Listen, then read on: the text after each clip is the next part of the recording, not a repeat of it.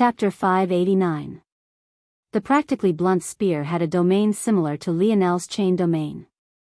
But, rather than using chains, it caused fluctuations in weight.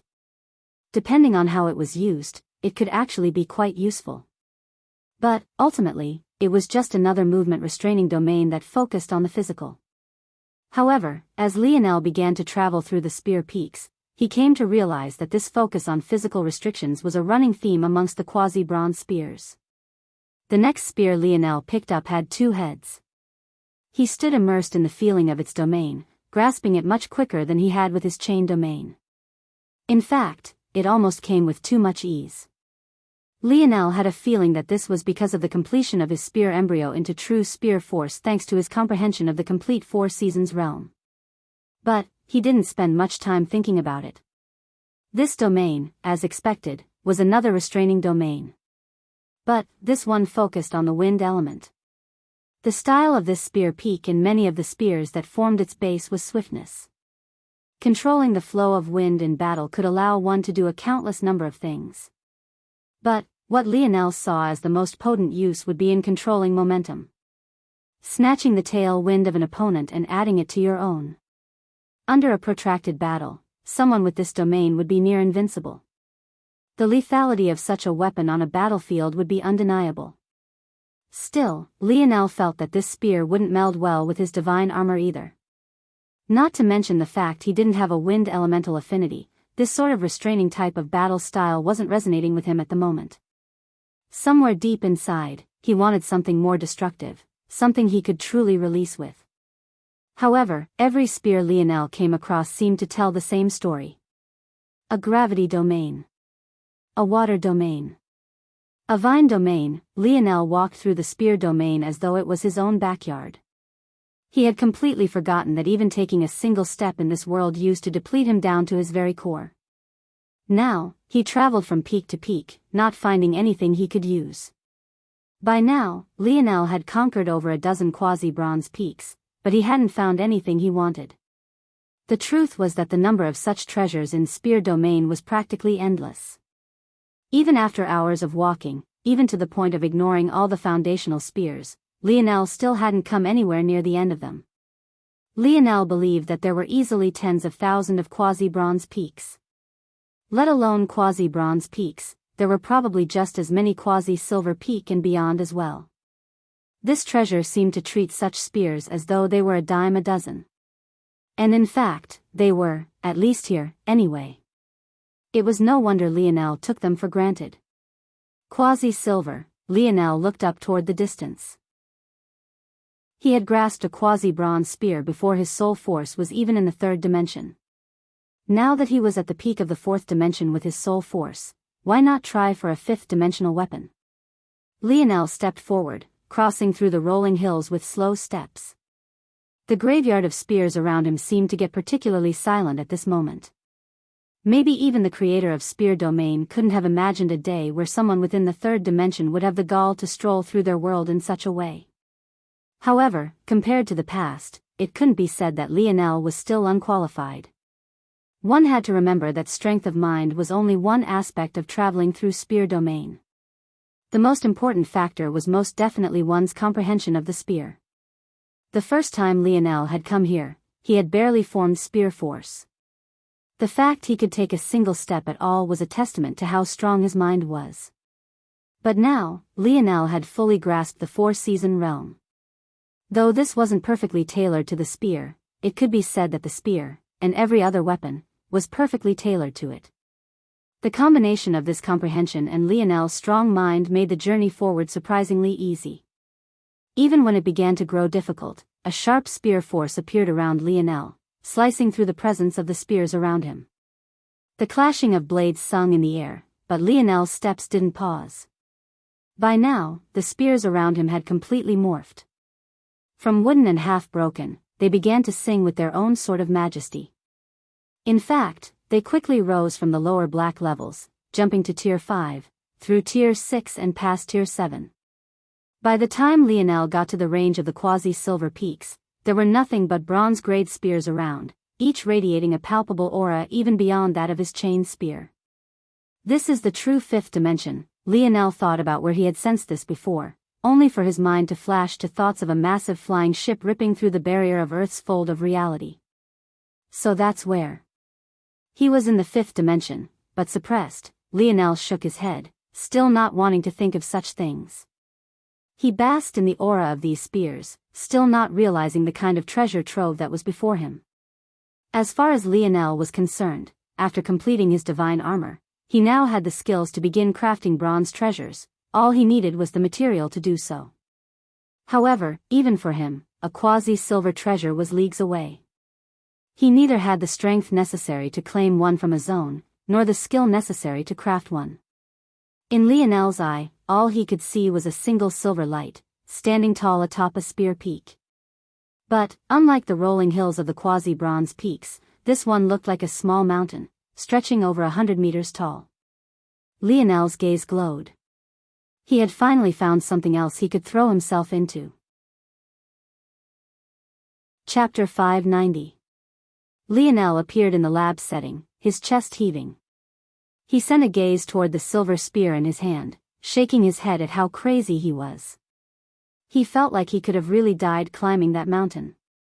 The presence of this spear made him feel suffocated, let alone the fact its polearm alone was over 3 meters long. It could only be described as a monstrous weapon. Even now, it was shining too brightly for Lionel to get a good look at it. Lionel squinted, but all he could barely make out was the fact this spear was also double-sided, similar to the wind domain quasi-bronze spear he had run into previously. In addition, this spear seemed to be able to split into 3 portions connected by chains. Of course, Lionel couldn't see any of this very clearly. He had only gotten a faint vision of the spear when he first touched it. Outside of that, he had nothing else to pull from. Lionel could feel that the spear was struggling against his grasp as though it had a mind of its own. Clearly, it felt like Lionel wasn't worthy of it. In truth, Lionel couldn't blame it. The normal way to use spear domain would be to slowly master the spears that surrounded the base of the spear peak. The comprehension of these spears would give one the insight necessary to comprehend the domain of the spear at the peak. Only then would one then gain the acknowledgement of the spear in question. But, Lionel had bulldozed his way to the top, relying on a combination of his mental strength and his 4 seasons realm. He really had no business wielding such a spear. Beyond this, there seemed to be a qualitative change in weapons after the bronze grade as well. While Lionel's 4th-dimensional weapons were only good for their quality and sharpness, effectively, this spear seemed to be able to effect change in the surroundings. Some of the force arts that formed its foundation seemed to flash into existence from time to time, making their displeasure known. "Shut up," Lionel said faintly, cursing the spear as he fell into a deep sleep. "You idiot. Sleeping on the floor. What were you thinking?" Lionel could vaguely sense his body being hauled out of the lab setting. Before he knew it, he was being thrown into a pool of water. He shot up in confusion, his fatigue vanishing into a feeling of surprise. However, by the time he had shot to the top of the pool, the culprit had already vanished. Lionel wiped his face, sliding his hair back from his eyes. In the end, he chuckled and shook his head. How long had he slept? A few days probably. It was no wonder Aina just tossed him into the water like this. Spear? Lionel blinked, looking around him to find that his spear was nowhere to be seen. He sent his sight into spear domain, only to find the spear back on the spear peak. Lionel shook his head, but he didn't mind too much. Whenever he entered spear domain, he would reappear where he had been last. So, at the very least, he didn't need to climb that mountain again. He could just snatch the spear whenever he wanted. If it's double-sided, could it still be called a spear? Lionel shook his head, it didn't matter much. During his time in spear domain, he had seen many weapons that he'd have a hard time classifying as a spear. But, he found no real point in thinking about it too much. After he cleaned himself, Lionel walked out of the bathhouse to suddenly catch a whiff of something. His tongue involuntarily watered, his steps quickening. He had hardly been to the place he was headed in. Though he knew the abode setting had everything a normal house would, the kitchen simply wasn't a place he frequented. But this was the first time Lionel could remember smelling food that made him feel as though he was floating on air. Of course, Lionel had smelt good food before. It was just that he never had the appetite to match, so it never really hit him like it did now. And, even after his appetite had returned in full force, well, 90% of Earth was nothing but collapsed buildings and vast ocean now. So, where would he have a chance to smell such delicacies? Lionel rounded a corner and appeared within a luxurious kitchen. If a chef could see this place, they would definitely curse Lionel for wasting such treasures. But it truly wasn't his fault. Much of the things in this place, Lionel had no idea how to use. It was all a mixture of extremely high-tech and ancient cooking devices that left his head spinning. On one corner of the room, there was an oven that looked more like a planetary destruction weapon, but on the other side, there was a stone oven that looked like a place one might have cooked pizza with 500 years ago. Of course, what Lionel didn't know was that with every upgrade of the segmented cube, not only did the cleansing waters improve, but so did the gardens and the kitchen as well. The devices in this place could burn even a beast on the verge of entering the fifth dimension to a crisp. In fact, with some creativity and patience, it could even cook true fifth-dimensional beings as well. This might not sound like a big deal, but if one thought of the dimensions properly, it was like giving mortals the power to cook gods. It was insane that Lionel hadn't seen this place's value before. Of course, in the middle of this large kitchen, there was a petite young lady wearing her hair up in a bun. Beads of sweat fell down her face as she bit her lip, her expression the picture of absolute focus. Lionel seemed to get lost in her efforts. As hard as he had worked to forget things these past few days, just this seemed enough to make him ignore the rest of the world even if it was collapsing around him. Seemingly sensing something, Aina turned toward Lionel with a bright smile on her face as she wiped her brow, the high temperatures of the stove she was working over causing wisps of water vapor to rise from her skin. Lionel's heart skipped a beat. Chapter 591. Lionel should have been taking in what the rest of the room had to offer, but truthfully, he couldn't take his eyes off of Aina. Everything from the beads of sweat falling down her face to the apron clinging to her curves made his heart stop. Aina's smile faded into one of confusion. What's wrong? For a moment, Aina became worried. In truth, she had taken Lionel's things without asking and even started using the kitchen wares and appliances too. Though Lionel had said to treat this place like her home, had she maybe gotten a little too comfortable? She blushed in embarrassment, trying to figure out how she should apologize. Though Lionel never spoke about his parents, Aina had gained a few tidbits here and there, definitely enough to know that this place was left behind by his father. After all, she had been there when Lionel first got the segmented cube. For all she knew, this place was very important to Lionel, but now whatever sentimental value it might have had was washed away by her cooking. But, before she could form the words of apology, she found a large shadow enveloping her. Lionel hugged Aina tightly, seemingly not feeling much from the heat around them at all. At his current level, it might as well have been a slight breeze tickling his skin and nothing more. Aina was stunned for a moment. But when she realized what was happening, she panicked. You're going to burn yourself. Lionel pulled back and grinned, his smile beaming. Clearly, though, he didn't take Aina's warning very seriously. In truth, even Lionel didn't quite know why he was so excited. There was just something about the current situation that felt right. Of course, if he said this aloud, Aina would probably beat him to death. He might as well have put his foot in his mouth saying that she belonged in the kitchen. Still, even though he chose to keep these words to himself, he still beamed beside himself, unable to stop himself from feeling happy for the first time in several days. Lionel looked around, only to find a large steel table filled with delicacies. Each had a small cut in them, making it obvious that someone diligent had gone through and tasted each and every one. You did all this? Lionel asked. Seeing that Lionel wasn't mad at her, Aina's smile returned. But, before she could answer, a hint of panic colored her features. She had almost forgotten something important. Aina ignored Lionel's question, dashing to the stove and flipping a pan. What looked like an elaborate omelette, expelling a rich fragrance, flipped in the air to reveal a golden brown base that seemed crisp just to sight alone. Aina breathed a sigh of relief before rushing out of the kitchen, pan in hand. Lionel blinked in confusion before hurrying after her. But what he found at the end of her run was something that left him even more stunned than the kitchen had. Unlike the kitchen, Lionel had been here several times. In fact, he frequented this place. However, he had never seen it look like this. The dining room of the abode's setting was large enough to comfortably feed a family of 8. But, at the moment, every stretch of table was completely covered with a plate or plates of food. Aina stood on her tippy toes, carefully sliding the omelette onto a layered dish as though crowning her final achievement. Aina wiped her brow with a forearm again before smiling lightly. It was only at that moment that Lionel understood that all the dishes that took up the steel table were nothing but experiments. Lionel's heart couldn't help but warm. He had no idea how much effort Aina had put into trying different combinations of beast meat and herbs to eventually come up with all of this, but he was quite frankly left stunned. "What are you just standing there for?" Aina looked toward Lionel. "Eat." And so Lionel did.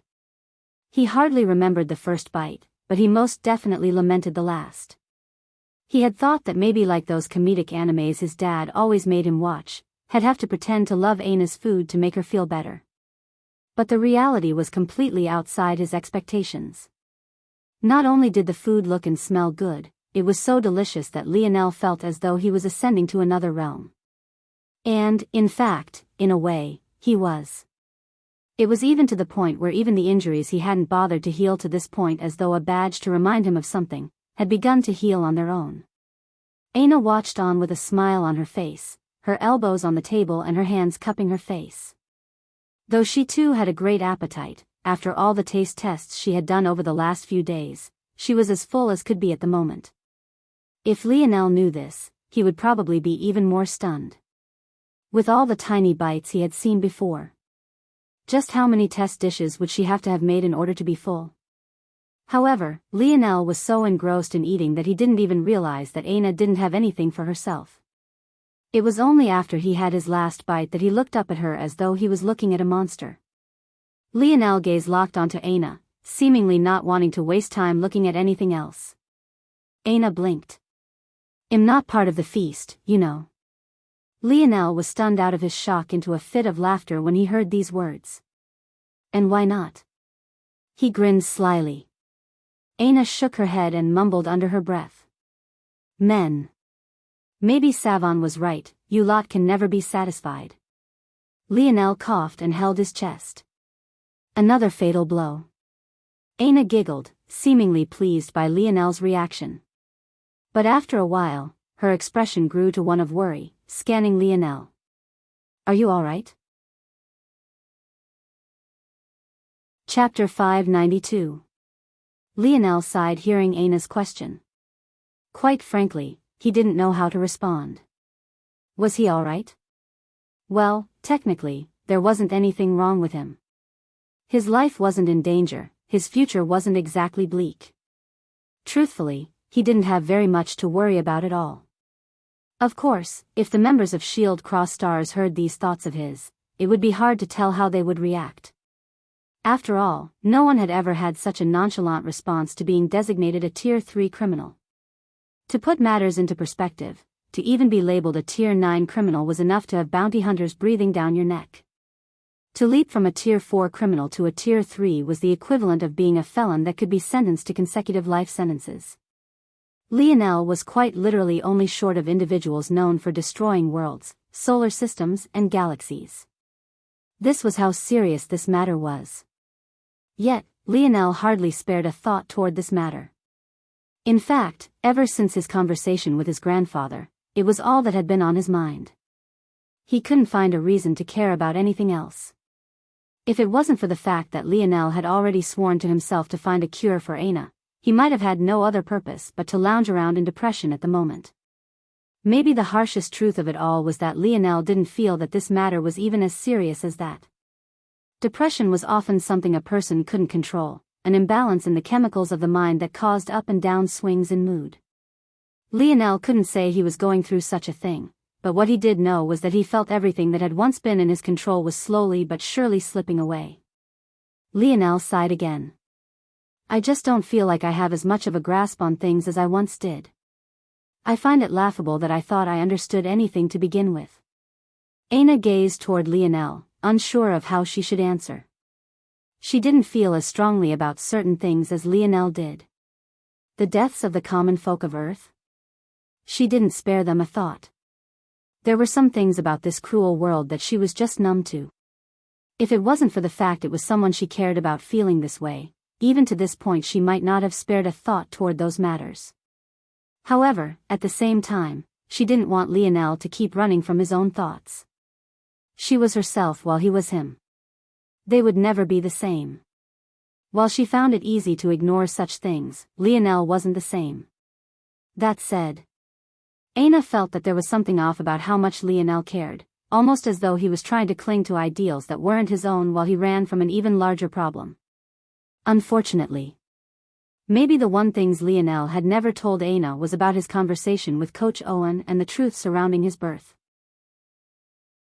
Whether by coincidence and subconsciously, or on purpose and consciously, she didn't have the final piece of the puzzle that she needed. Did you always know how to cook this well? Lionel shook his head, quickly changing the subject. Aina realized what he was doing, but there were some things that couldn't be pressed. If Lionel didn't want to talk about it, forcing him to do so would only make him shut down. No, Aina replied with a smile. Usually it was Yuri who always took care of the cooking. I was bored, so I thought I would try my hand at it. Aina waved off her efforts with a hand. But Lionel's silent smile seemed to see right through her. I think it's more than just that, Lionel said after Aina began squirming in her seat beneath his gaze. There was something special about your cooking, as though it had its own unique flow of energy.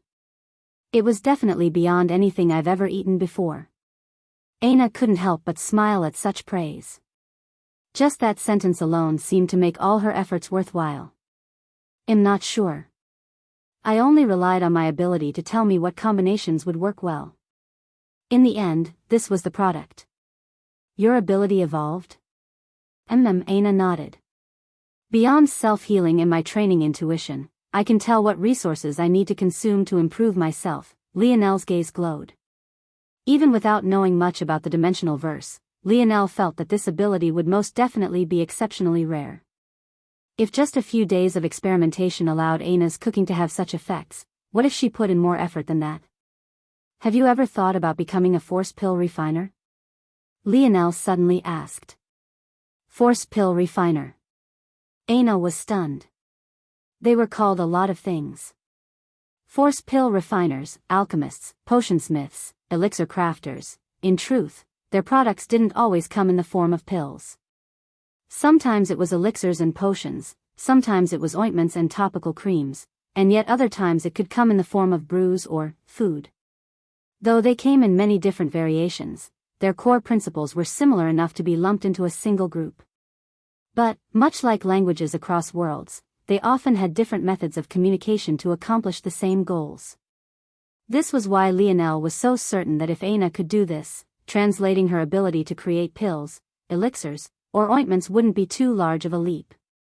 Even if she only wanted to focus on food, it wouldn't be a major loss, albeit a waste of her talent. Aina smiled. You know about such things? Lionel almost blushed if it wasn't for the fact his skin was so thick. Aina wasn't wrong. Usually, it was her teaching him about things like this. He was about as ignorant as it came when it was in regards to matters of the dimensional verse. It could be said that the only reason Lionel knew about this profession at all was due to the introductory crafting lessons his father had given him. But you're right. Aina continued after teasing Lionel. I think that learning more systematically rather than relying on my talent will help me improve faster. In Aina's mind, all that mattered was if she could grow stronger. Becoming a force pill crafter was definitely one such method. It would definitely help her self-training reach a completely new level. Just as Lionel was about to respond, his ring began to vibrate. Huh. Valiant Heart Mountain. So soon. Chapter 593. Lionel and Aina's gaze met, both clearly able to see the other's surprise. However, after a moment, they found it easier to accept. When Lionel spoke with Sale, the overseer of the Brave City trial at the time, he learned that Valiant Heart Mountain would be teleporting all its candidates at once in order to save on costs. Though Lionel didn't think much of it at the time, it was clear that Valiant Heart Mountain wasn't in the best of positions at the moment if they were penny pinching to that extent. But Lionel didn't care much. He already had a great distrust of organizations. The only reason he was going was because of Aina. At least this way, he could make sure she wouldn't have to deal with any injustices. Of course, Lionel also had no idea that Sale had already reported him to the higher-ups of Valiant Heart Mountain, causing a fissure to appear in upper management. The details of this matter, though, would be left unknown to Lionel for a long while. But it seemed that those of Valiant Heart Mountain saw this as an opportunity as well, not having any idea that the supposed Morales clan heir they were banking their futures on was completely ignorant to his status. "I guess we should prepare." Lionel finally spoke. Aina nodded. "I'm going to go change." Aina stood up and hesitated, seeing all the dishes that lay empty. She couldn't just leave them here. Lionel grinned. "Let me watch you change and I'll wash the dishes." Aina blushed furiously, glaring at Lionel. "Pervert." Lionel laughed as Aina ran away, picking up the dishes that were left. "Is there a dishwasher?" Lionel asked the dictionary, hoping for the best. Luckily, he wasn't disappointed. After rinsing the dishes a bit and stuffing the machine full, Lionel turned his attention to his own clothing change. Stripping off the tatters that remained of his clothing, he slipped on the white hammer pants given to him by Sale and tightly wrapped the cloth belt around his waist. Lionel couldn't help but grin. He felt like he was Aladdin, so where was his genie? Shaking his head to get rid of his childish thoughts, Lionel adjusted the cloth belt so that its end dangled between his legs, revealing the hidden ancient patterns. Finally, he pulled out the Egyptian-like neckwear. Heavy. Lionel thought as he had the almost solid piece of black steel in his hand. The neck piece alone was at least 50 pounds, it had quite the heft to it. Aina walked in to find Lionel changing in the kitchen. Toward such a scene, she really didn't know whether to laugh or cry. Didn't he have his own bedroom? What was he doing? Then again, now that she thought about it, Lionel's room had become the place the two of them slept in. So, maybe it couldn't really be considered his room anymore. Aina blushed slightly, but quickly shook her head to tease Lionel for his ridiculous choice of location. Unfortunately, before she could, Lionel stood his full height, his back view enveloping her vision.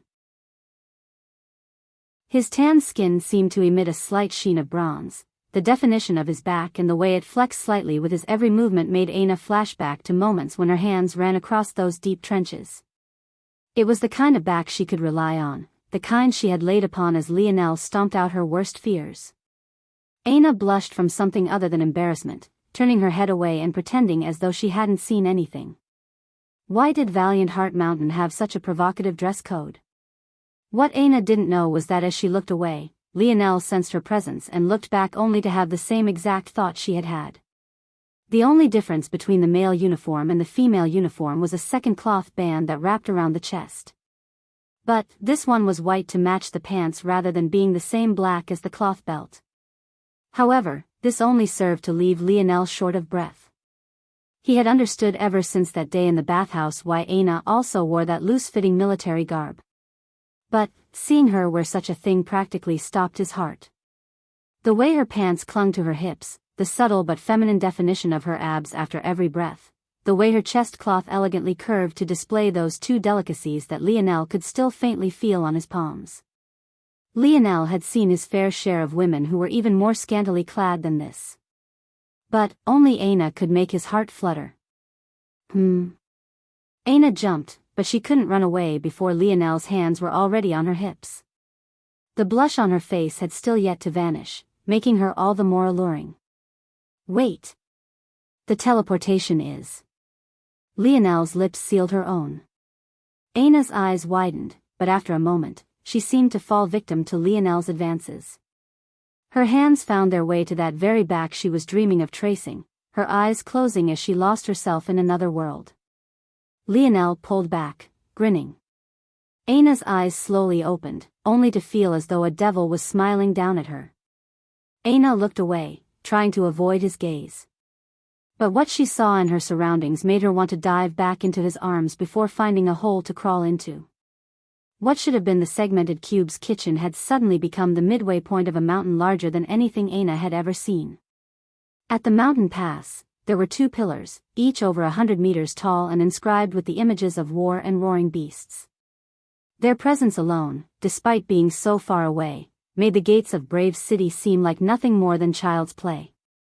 However, what had Aina wanting to hide away wasn't the mountain, nor the pillars, nor even the floating islands in the distance. It was the fact that there were suddenly thousands of youths around them, each at this very same mountain pass. Lionel laughed at Aina's flustered reaction. Isn't this what she gets for teasing him all the time? He finally got a bit of revenge. Ah, it tasted sweet. Now that he thought about it, she tasted quite sweet too. He almost wanted another taste. However, his good mood didn't last very long. If I had a face like that, I'd be looking for a place to hide too.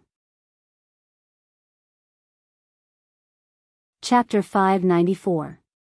Lionel's expression darkened. Aina's own, which had just been filled with embarrassment, almost instantly became as still as a lake. If it wasn't for the fact that she had just been so animated, one would think that she was nothing more than a statue, a puppet that was completely unaffected by the outside world. A cold wind swept through the grounds. In truth, not many were paying attention to the situation.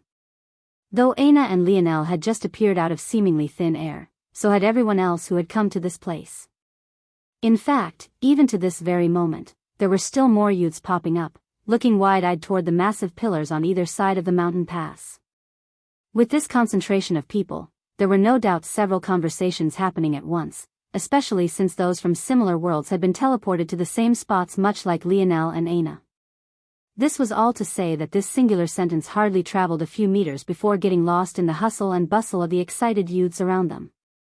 In fact, it was very likely that the person who spoke these words didn't even mean for Lionel and Aina to hear them in the first place. They were just mocking and jeering from within their friend group.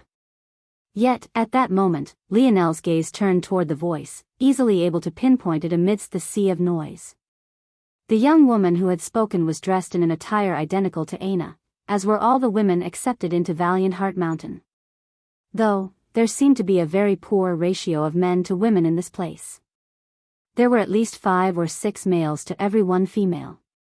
Unlike Aina, though, this young woman seemed to lean into her sexuality. Her cloth belt was extremely loose, allowing her pants to just barely hang from her hips. At the same time, whereas Aina's cloth wrap was large enough to even cover a portion of her belly, this woman seemed to have chosen to fold her own as narrowly as possible, causing 2 round protrusions to be just barely visible from the bottom. It was most definitely this heavenly flavor of underboob that had caused males even from other worlds to flock around her like a den of wolves. Even those males who weren't as confident in their strength observed her from a distance, trying to sneak a few more peeks in as they bet on how many rounds of battle she could last without exposing a little nipple. Lionel's gaze made the young lady accidentally bite her tongue, her pupils trembling slightly. As expected, she really hadn't thought that Lionel would hear her. But, seeing his reaction made her feel as though her head had been dunked into a vat of ice. When she saw that Lionel was a man, though, she seemed to shake herself awake. Maybe she would have been scared if Aina was the one exuding this kind of pressure, but what male would deem to harm her? Maybe his world is filled with ugly women or something. To be so handsome yet pick out such a tramp, is he blind? The young woman stuck her chest out more prominently as though to provoke Lionel into dropping his seething rage. Originally, the young lady had only commented offhandedly, not planning on confronting Aina personally. After all, she wasn't a fool, she had no idea the kind of background these people had, nor did she understand anything about their tempers. Plus, on top of that, she was a genius in her own right, she wouldn't be so bored as to go out of her way to bully someone without cause. But now that her off-handed joke had been accidentally heard, she also had no intention of backing down. This was Valiant Heart Mountain, a place where the strong thrived and the weak got eaten. If she showed weakness now, her future was practically finished. However, the glaze-over effect, her ample breasts and outrageous curves usually had seemed to fall completely flat in the face of Lionel. With a step forward, Lionel's minor action seemed to cause the ground to quake. In an instant, what was a situation hardly anyone paid attention to had suddenly become the center of focus. The young lad's expression changed, not expecting Lionel to suddenly react like this. Before she could think of how to react, though, several men stepped forward to block Lionel's path just as Aina grabbed onto Lionel's forearm. Lionel frowned and looked back. "You cause trouble everywhere you go," Aina said lightly. "Just leave it alone, it's not a big deal." Lionel's brow furrowed. Aina's lip curled. "What? You suddenly gain a little bit of strength and think it's okay to hit women now? Should I fear for myself? Maybe I should just forget about us." By the end of her words, Aina looked as though she was on the verge of tears. Ah. Lionel didn't know what to say. Sure, he had learned throughout his youth to never put hands on a woman, but that was back when their strength couldn't be compared to a man's. In this new world order, even this petite Aina's physical strength was greater than his own. Lionel was a very logical person, so the moment the foundation for his protective spirit toward women was no longer there, he likewise had no qualms about hitting and even killing them. In fact, he had already done so with a fair few from Joan all the way to Pisces. Where was the justice? How was he getting bullied for trying to defend his own woman? Lionel shook his head. "You win. You win. Don't cry." Lionel's switch from murder machine to simping boyfriend was so abrupt that hardly anyone knew how to react. However, no one felt it more acutely than the young lady herself, who suddenly had a massive weight taken off her shoulders. If it wasn't for support she got from another rare female and friend, she would have collapsed. When she looked back up, her gaze was filled with resentment as she gazed toward Lionel's back. She clenched her fists, her eyes practically spewing fire. Seeing such a scene, the men who had gathered to protect her didn't seem intent on backing off after being instigated by Lionel. Chapter 595. Lionel held his hands together while appeasing Aina, an ingratiating smile on his face. He didn't even spare the group behind him a glance. Or, maybe, he was truly entirely focused on Aina to begin with. Aina smiled slyly, seemingly enjoying Lionel's display. Wasn't this what he got for teasing her like that? Kissing her in front of so many people, what a bad guy. "All right, I'll forgive you this one time." Lionel beamed as Aina flipped a palm to reveal her blue-veined mask. She slipped it on, feeling more at ease now that the itchiness of her face was dying down. She had taken the mask off previously because she was worried about it being harmed in the kitchen. But the truth was that Lionel's crafts weren't so fragile.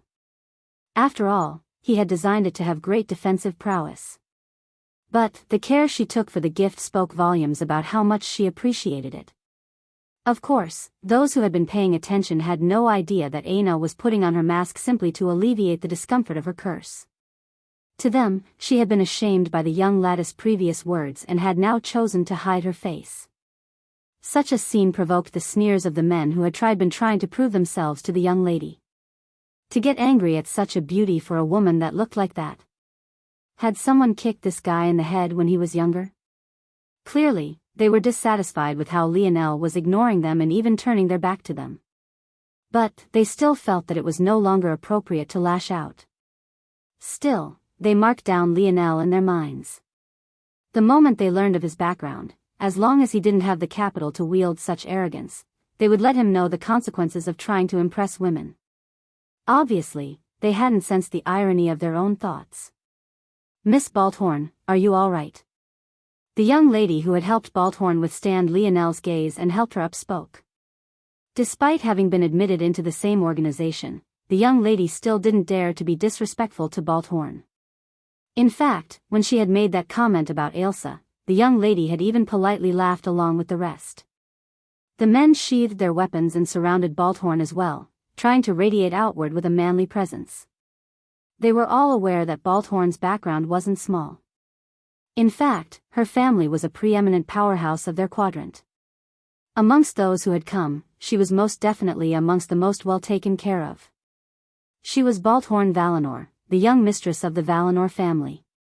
The Valinor family was among the 3 most powerful on planet Krars, a world on the brink of entering the 5th dimension and with the potential of a 6th-dimensional world.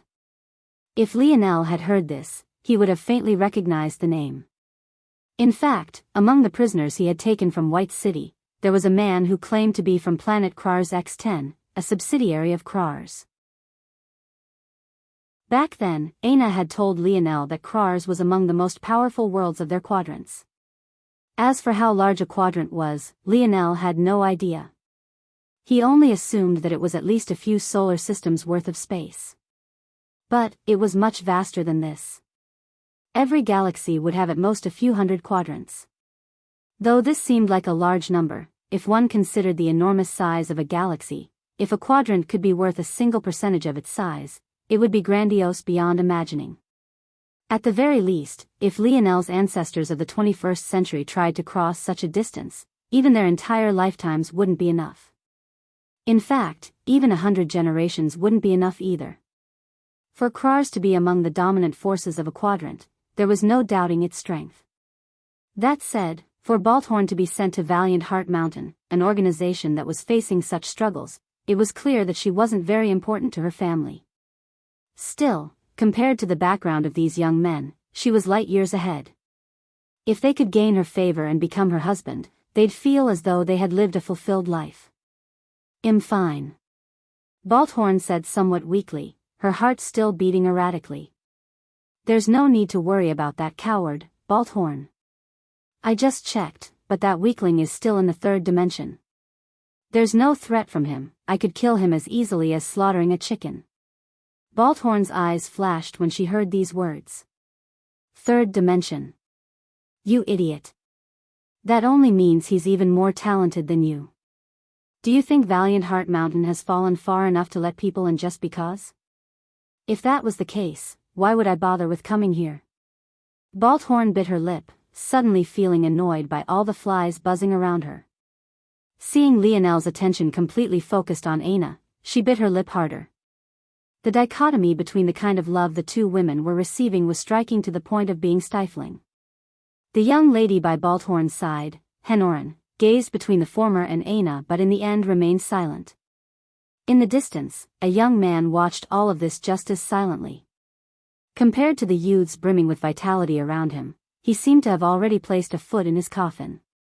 He was skinny to the point the line of his spine and his ribs were sinking against his skin. His complexion was pale to the point of being deathly. And his back curved somewhat as though his head was too heavy to carry. He gazed toward Lionel for a moment before shifting back toward Balthorn. His tongue ran over his lips as he stared her up and down, his eyes focusing on her chest for an obscene amount of time.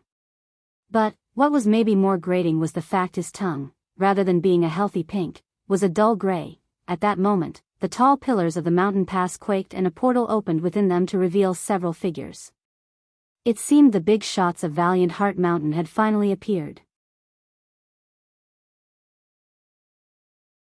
Chapter 596. Compared to the dress of the youths, the elders of Valiant Heart Mountain weren't dressed much differently at all. In fact, there were only 2 differences one could point out. The first was the color of their cloth belts. What dangled between their legs wasn't the black of the youths, but rather a striking red. At least, most of them wore this red as though dyed by centuries of blood. The old man that led them, though, wore one of copper, as though the blood that had once drenched his had rusted over with age. The second difference was a shawl draped over their shoulders. This matched the color of their cloth belts, giving them a more dignified appearance than the kids below. The old man's exposed torso was just as hollowed out as the pale young man from before. But, though his body seemed worn with age, his back was as straight as a javelin despite the fact he simultaneously used a walking stick. The atmosphere fell into silence as this group of 5 walked forward. One could feel the difference between realms of existence when standing before the powerful. Though these 5 elders had yet to speak a word, it felt as though there was a mountain weighing down on them all, as though they wouldn't be satisfied until they all kneeled in deference.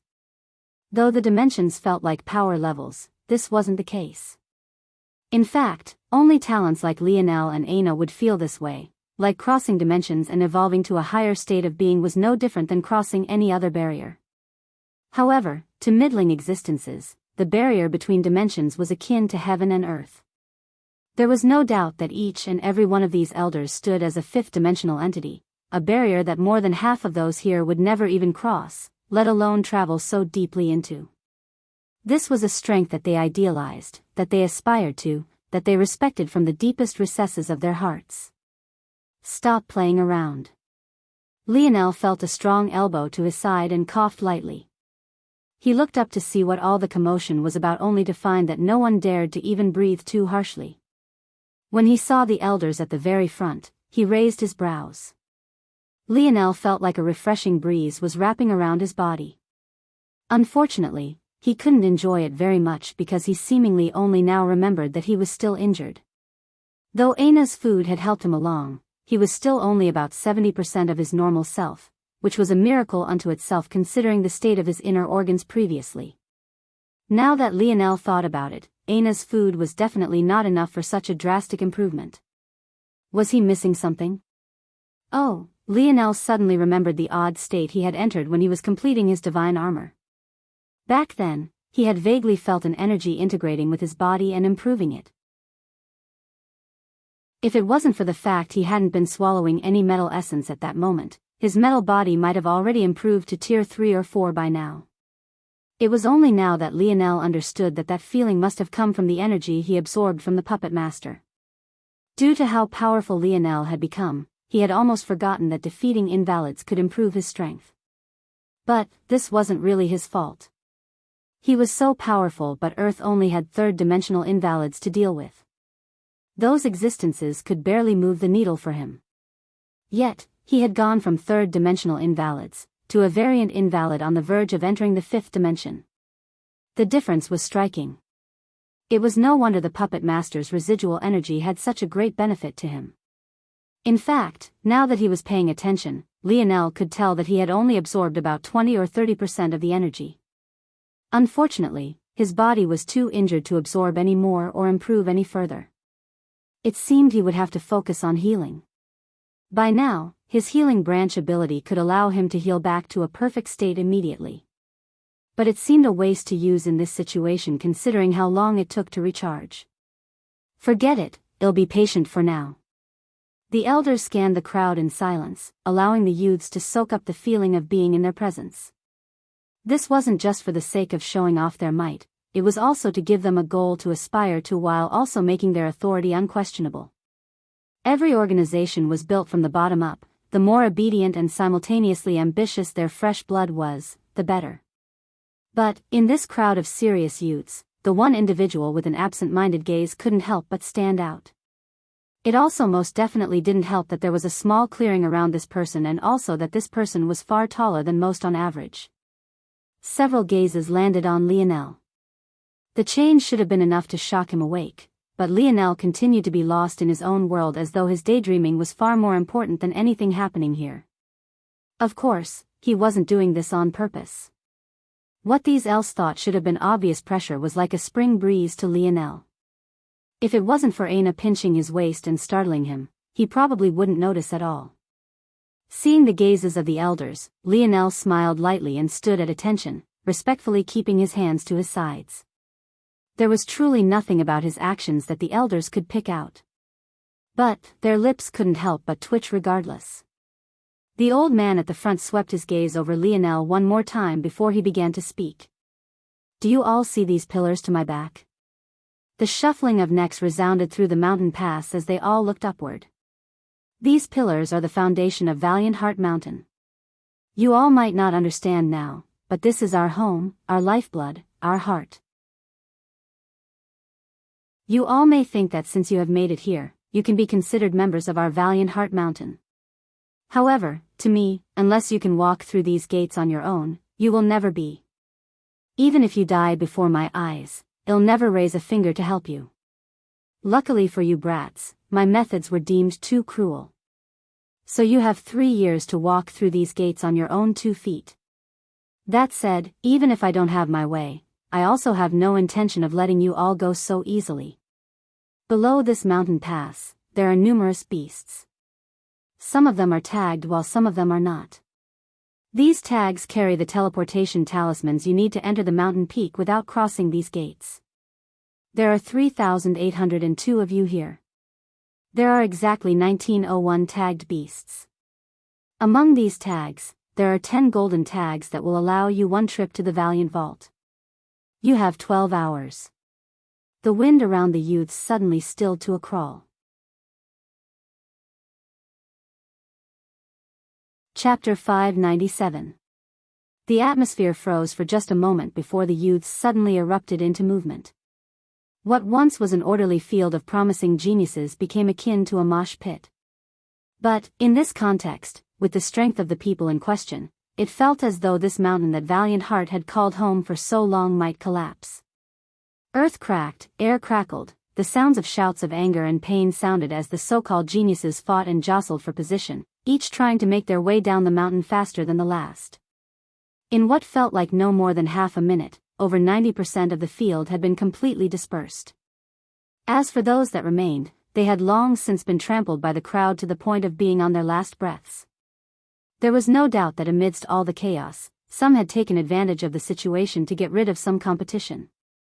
However, true to his word, the old man didn't raise a single finger, watching these youths with broken bodies bleed out without a single word. Aside from a sweep of his gaze, he spared them nothing more, even as some of them begged and pleaded. Still, there were a few that seemed to stand out, geniuses who had kept their calm even in the face of such harsh elimination requirements. There was the pale youth who was, even now, still intently staring at Balthorn. There was a burly young man with twin short sabers strapped to his back, juxtaposed to his size. They felt more like curved daggers than saber-like weapons. There was a young woman whose hair was pulled into 2 ponytails that combined down her chest. And, finally, there was Balthorn herself. Each stared at the gates intently, unwilling to take their eyes off of it. Of course. With the exception of the pale youth. Among these youths were Lionel and Aina, who hadn't moved from the very beginning. But, rather than having done so out of curiosity, their reasoning was far different from the norm. Rather, Lionel had begun teasing Aina before she could even think of the next step she wanted to take. But, after a while, Lionel raised his head to take a look at all the carnage. With furrowed brows, he raised a hand. Grand Heal. Strong light elemental force descended from the skies, falling onto the bodies of the youths who lay bleeding out on the ground. If they were really left for just a few more minutes, it was likely that of them would survive. This minor action caused Lionel to once again become the center of attention. The old man raised an eyebrow, but he couldn't exactly become mad at Lionel's actions. After all, there was no rule against this. Light elemental force. The gaze of the elders and youths sharpened. This was no longer Earth where there were talents at every corner. In such a place, Lionel's light elemental force stuck out like a sore thumb. There wasn't a soul here who didn't understand just how rare light elemental force was. The youths who had been focused on the 2 pillars looked back toward Lionel, a hint of seriousness in their expressions. But, Lionel simply cast, Grand Heal, again and again, lamenting the fact his healing capabilities were still severely lacking. It was only after the last person's life was no longer in danger that he came to a stop and turned his attention toward Aina. What do you think? Lionel was only here to follow, truthfully. He had come here not because he wanted to, but because of Aina. So, he would let her take the lead. The easiest method is to just cross the gates on our own. Aina replied. Lionel looked around. It was clear that they weren't the only one with this idea. Even that woman, Balthorn, was standing here in preparation to go about the same thing. The whole idea of finding then fighting beasts just sounded like a hassle. If one didn't have acute senses like Lionel, you were practically relying on luck. What is your goal for coming here, though? What do you want to accomplish? Ana's gaze sharpened. To become as strong as possible. Lionel grinned, Ana's resolve even making the small hairs on his skin stand at attention. In that case, let's go catch some beasts. Ana blinked, looking at Lionel with a hint of confusion. Wasn't looking for the beasts a waste of time? Why was Lionel suddenly talking about going after them now? However, Lionel didn't explain, taking Ana's small hand and leaving a streak of gold in his wake as he dashed into the forest. The old man raised an eyebrow, watching Lionel's back retreat. But in the end, he shook his head. He had thought that he had run into a talent, but this one actually made the same choice as all the others. This action alone considerably dulled whatever surprise Lionel's light elemental force had given them. They were called Valiant Heart Mountain for a reason. Talent was secondary to them, what was most important was what was within a person's heart. If Lionel wasn't willing to fight and put his life on the line, what worth did his talent have? The youths seemed to agree with the old man's assessment. They had thought that they met another rival, only for him to be a coward.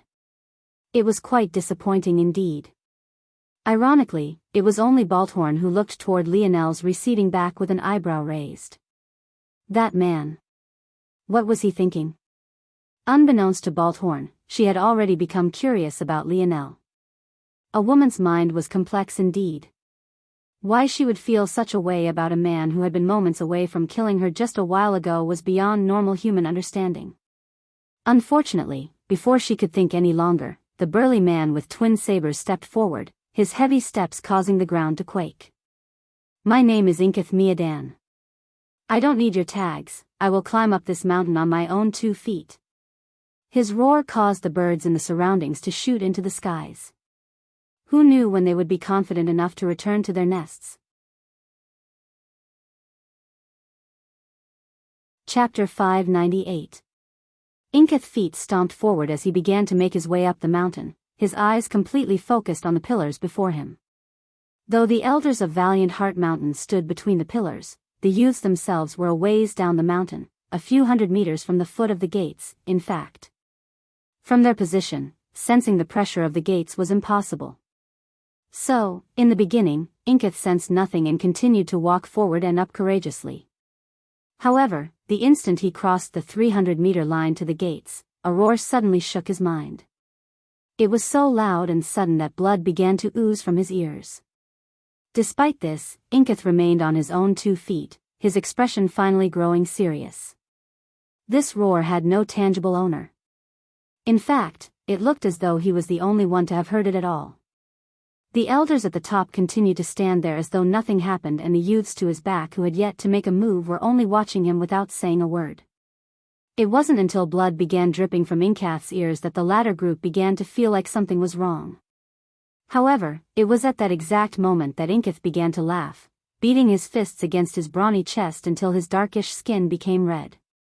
A strong surge of force erupted from him as he shot forward. A barrage of bestial roars assaulted his psyche, making his every step heavy and his every movement labored. But he continued to charge upward, his muscles rippling with vitality and ferocity. The young lady with twin ponytails braided to combine at her chest blinked with curiosity. After a while of watching, she too stepped forward. Irelana of the Fayex tribe. She spoke softly, neatly patting her hair down as she too began to walk up. Balthorn and the pale youth didn't move for a long while. If you keep staring at me like that, I'm going to dig your eyes out. Balthorn said coldly. The pale youth began to cackle. Your tits are practically out for all to see, yet you don't want me to look. Is there no justice in this world? You want to die? Balthorn turned toward the pale youth, her proud chest swaying with her movements like a rippling tide. As long as it's by your hands, I think you'll enter my coffin with a happy expression on my face.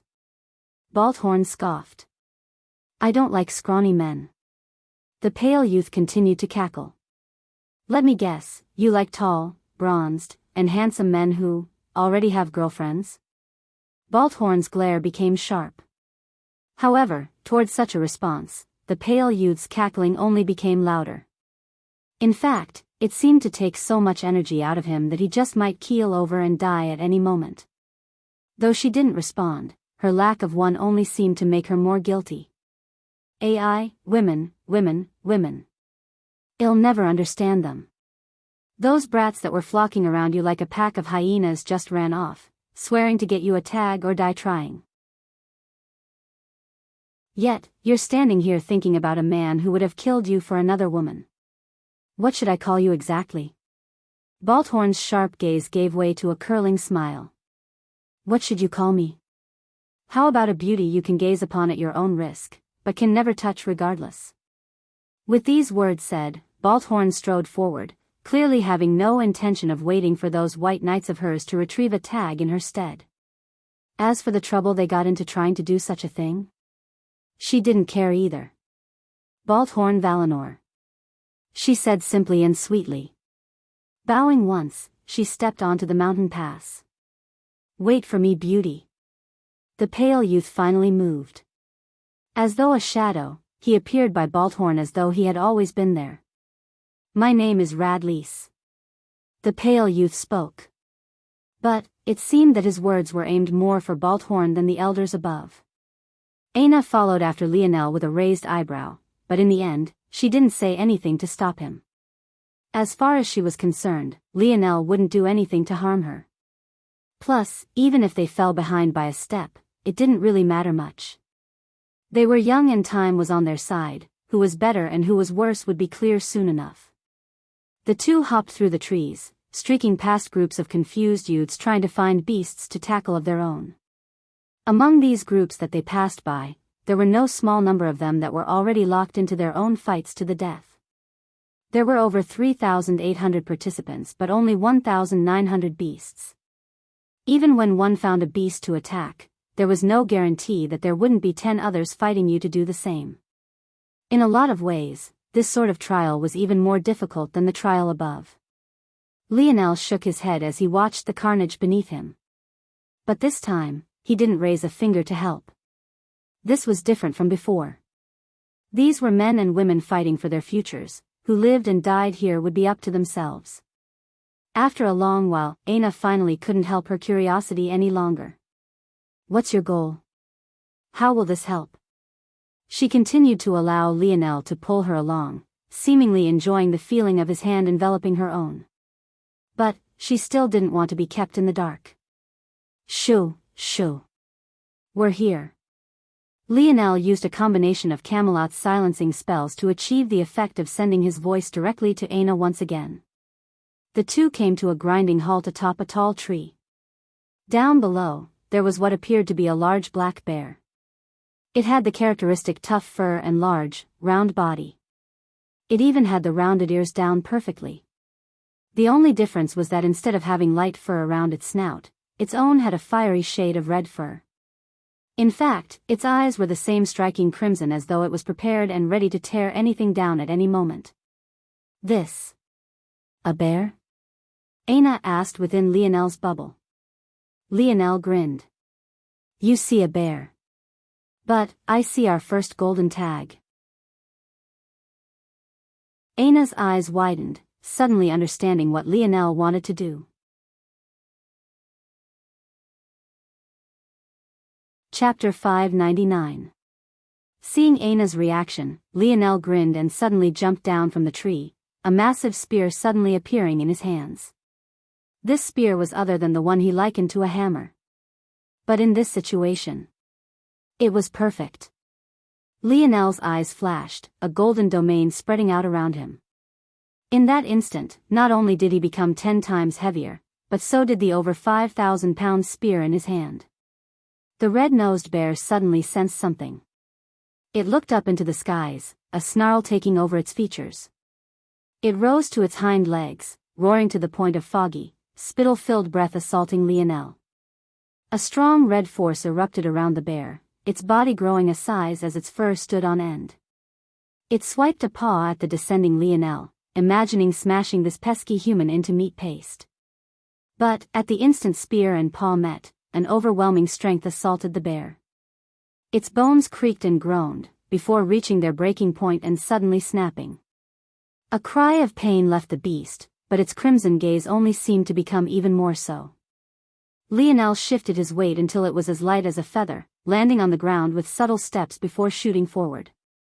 He gripped the massive spear with both hands, his palms and fingers not large enough to even wrap all the way around its shaft.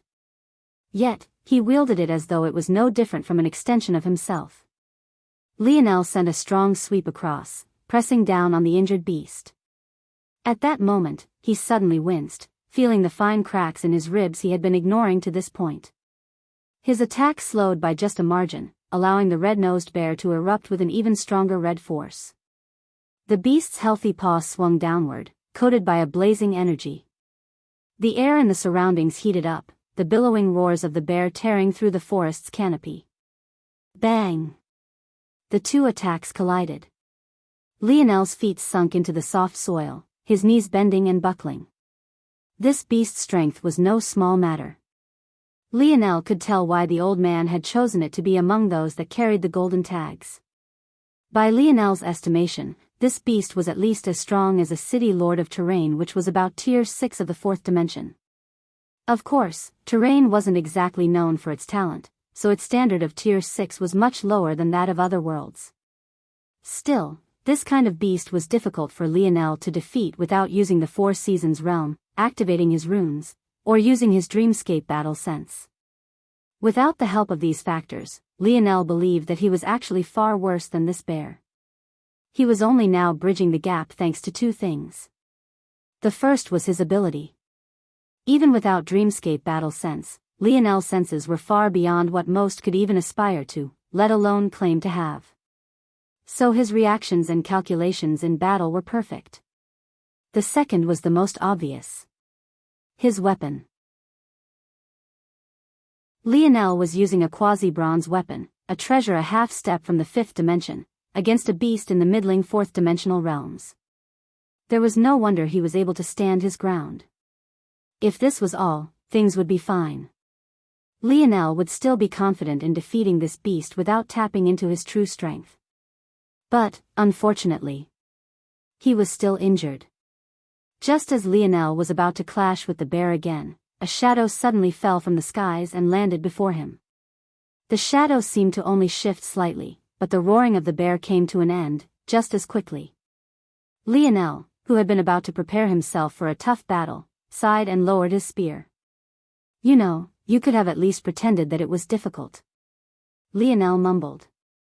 Aina looked back innocently, her eyes blinking behind her mask. "Is your ego so fragile?" "Every man's ego is fragile." Lionel defended himself. Aina giggled. "All right, I don't mind taking a step back then." "You go." Lionel was about to puff up his chest in pride when he suddenly thought of something and turned a gloomy eye toward Aina.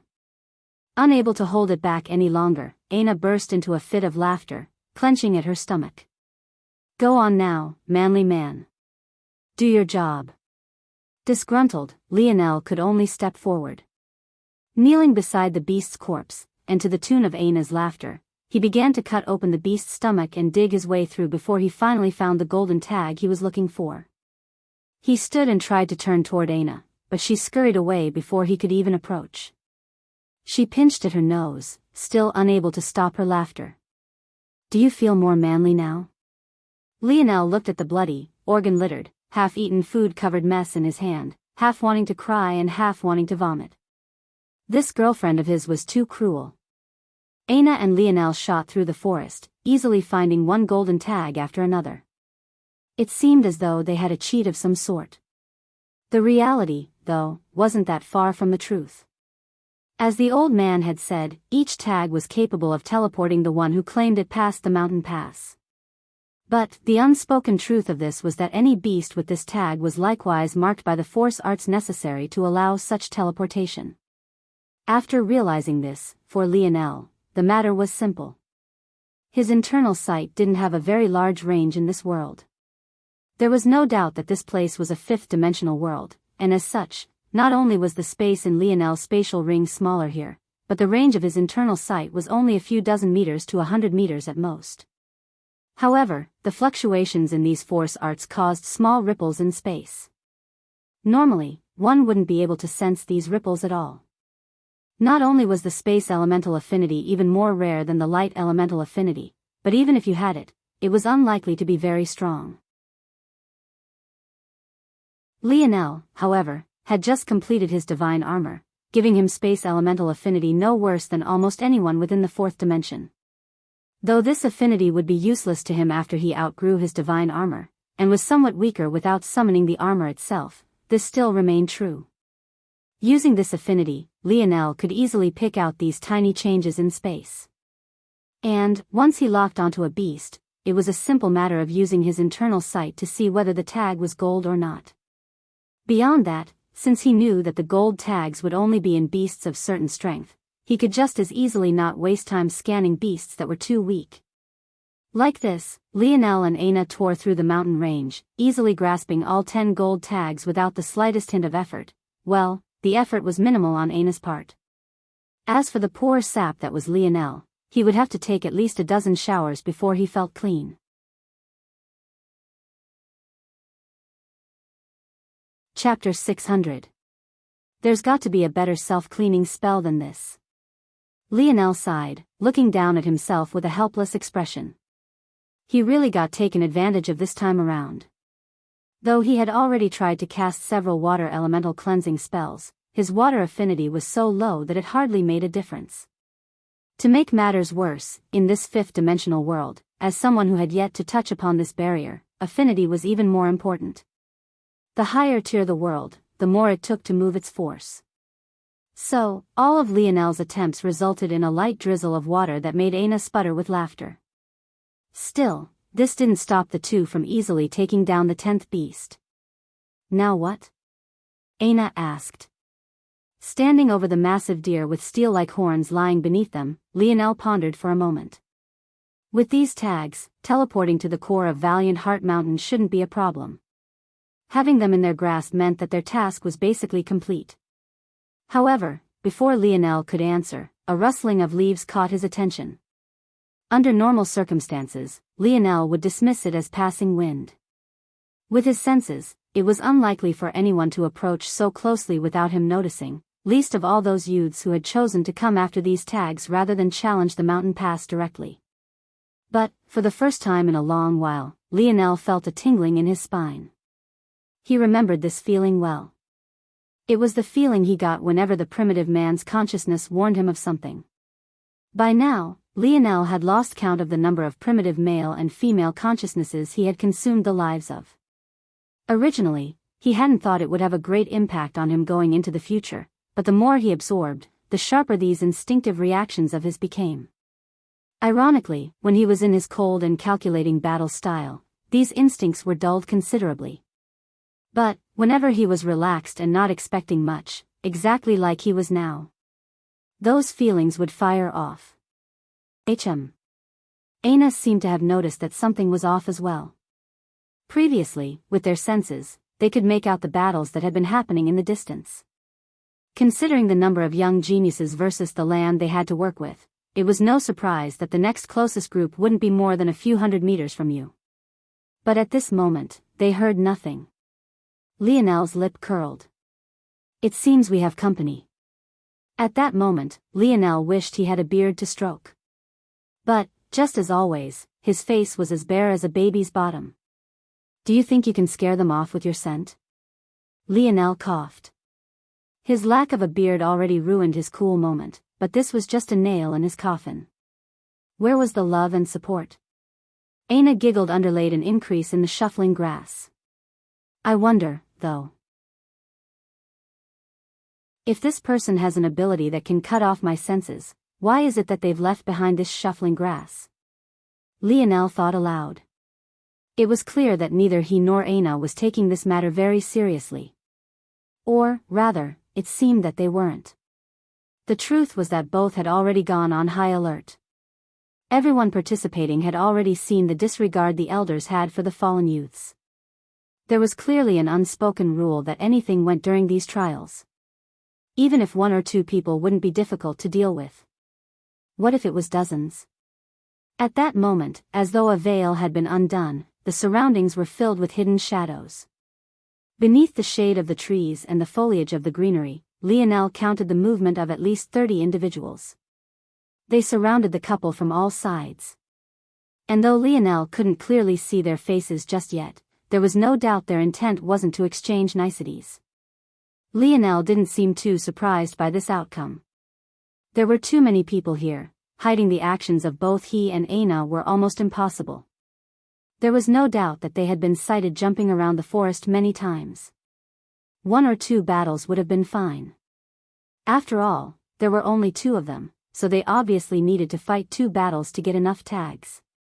But, after the 10th, only a fool wouldn't be able to catch on to what was happening. The only thing Lionel was actually disappointed in was not sensing them previously. But, after some thought, he realized that whoever planned this was quite clever in their own right. For Lionel to be able to so easily pinpoint the golden tags, it would have been obvious to anyone observing that he had great sensory abilities. In that case, how could they not come prepared to deal with this? When the faces finally came into view, Lionel raised an eyebrow. He recognized a few, namely the young lady who had been by Balthorn's side, Henoran. But, following her were several youths that had been flocking around Balthorn as though she was a goddess.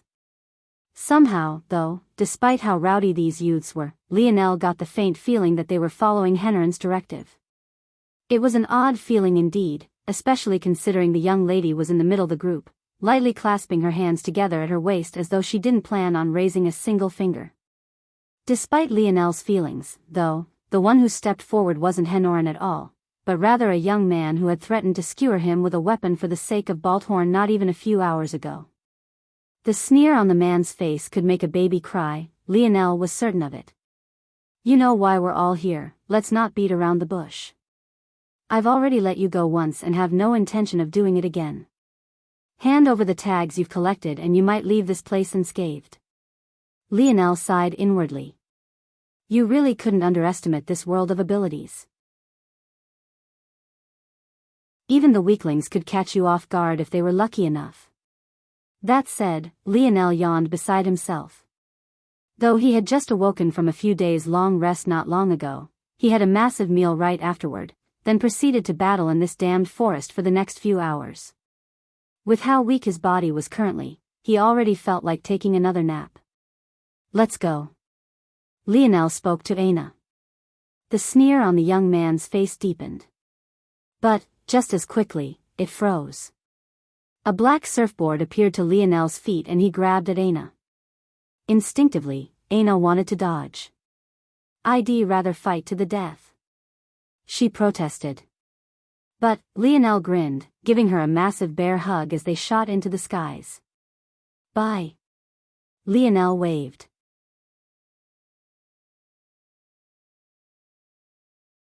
Chapter 601.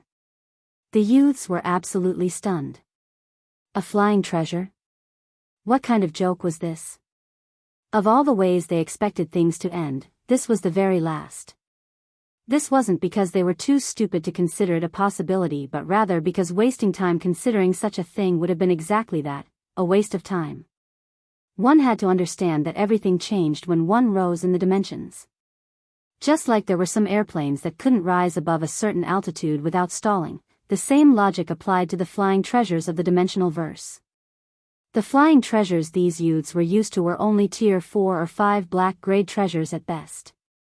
These kind of flying treasures would hardly rise 10 meters into the air in a 5th-dimensional world. Knowing this, why would they even consider this to be a problem?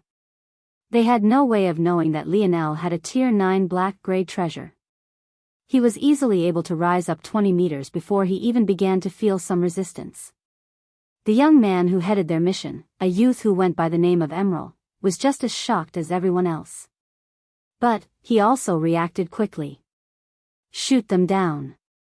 Unfortunately, by the time the words had come out, Lionel and Aina were already 25 meters above the ground.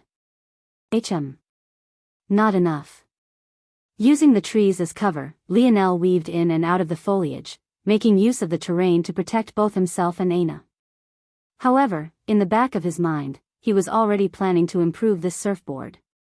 He could feel that it was working hard just to keep him this high off the ground, any higher and it might collapse entirely. Luckily, the forest landscape was in Lionel's favor. Getting out of range of the youths below was a simple matter of planning a path and following suit. Not only was Lionel able to pick out those with long-ranged abilities, he was also able to project their lines of sight in his mind as well. After that, avoiding them was as easy as breathing.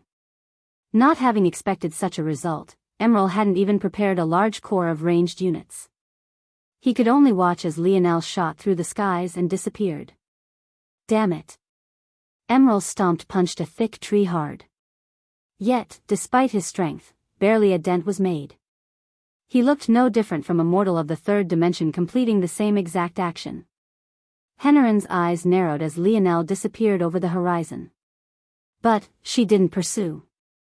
She could tell that these matters were already as good as over. Aina wheezed and Dry heaved under the chorus of Lionel's laughter. Karma is a beautiful thing. Aina glared at him through her mask, but Dry heaved again just as she was about to come back with a smart reply. You know, you should probably take your mask off if you want to vomit, just saying. Lionel grinned. But in response, he only got another glare. The two landed in the same mountain pass they had been in when they were first teleported to this planet. Truthfully, Lionel had just wanted to teleport to Valiant Heart Mountain immediately, but Aina insisted that being baptized by the pressure of the pillars was good training. The elder of Valiant Heart Mountain had been in a good mood. Though he had said that he wouldn't accept any youths who could cross these gates and that they would have 3 years to do so or be kicked out. The truth was that he said that every year. These pillars were actually a portal to Valiant Heart Mountain's sacred land and only disciples of the highest standing even had a chance to enter that place. Of course, at the moment, this portal wasn't active.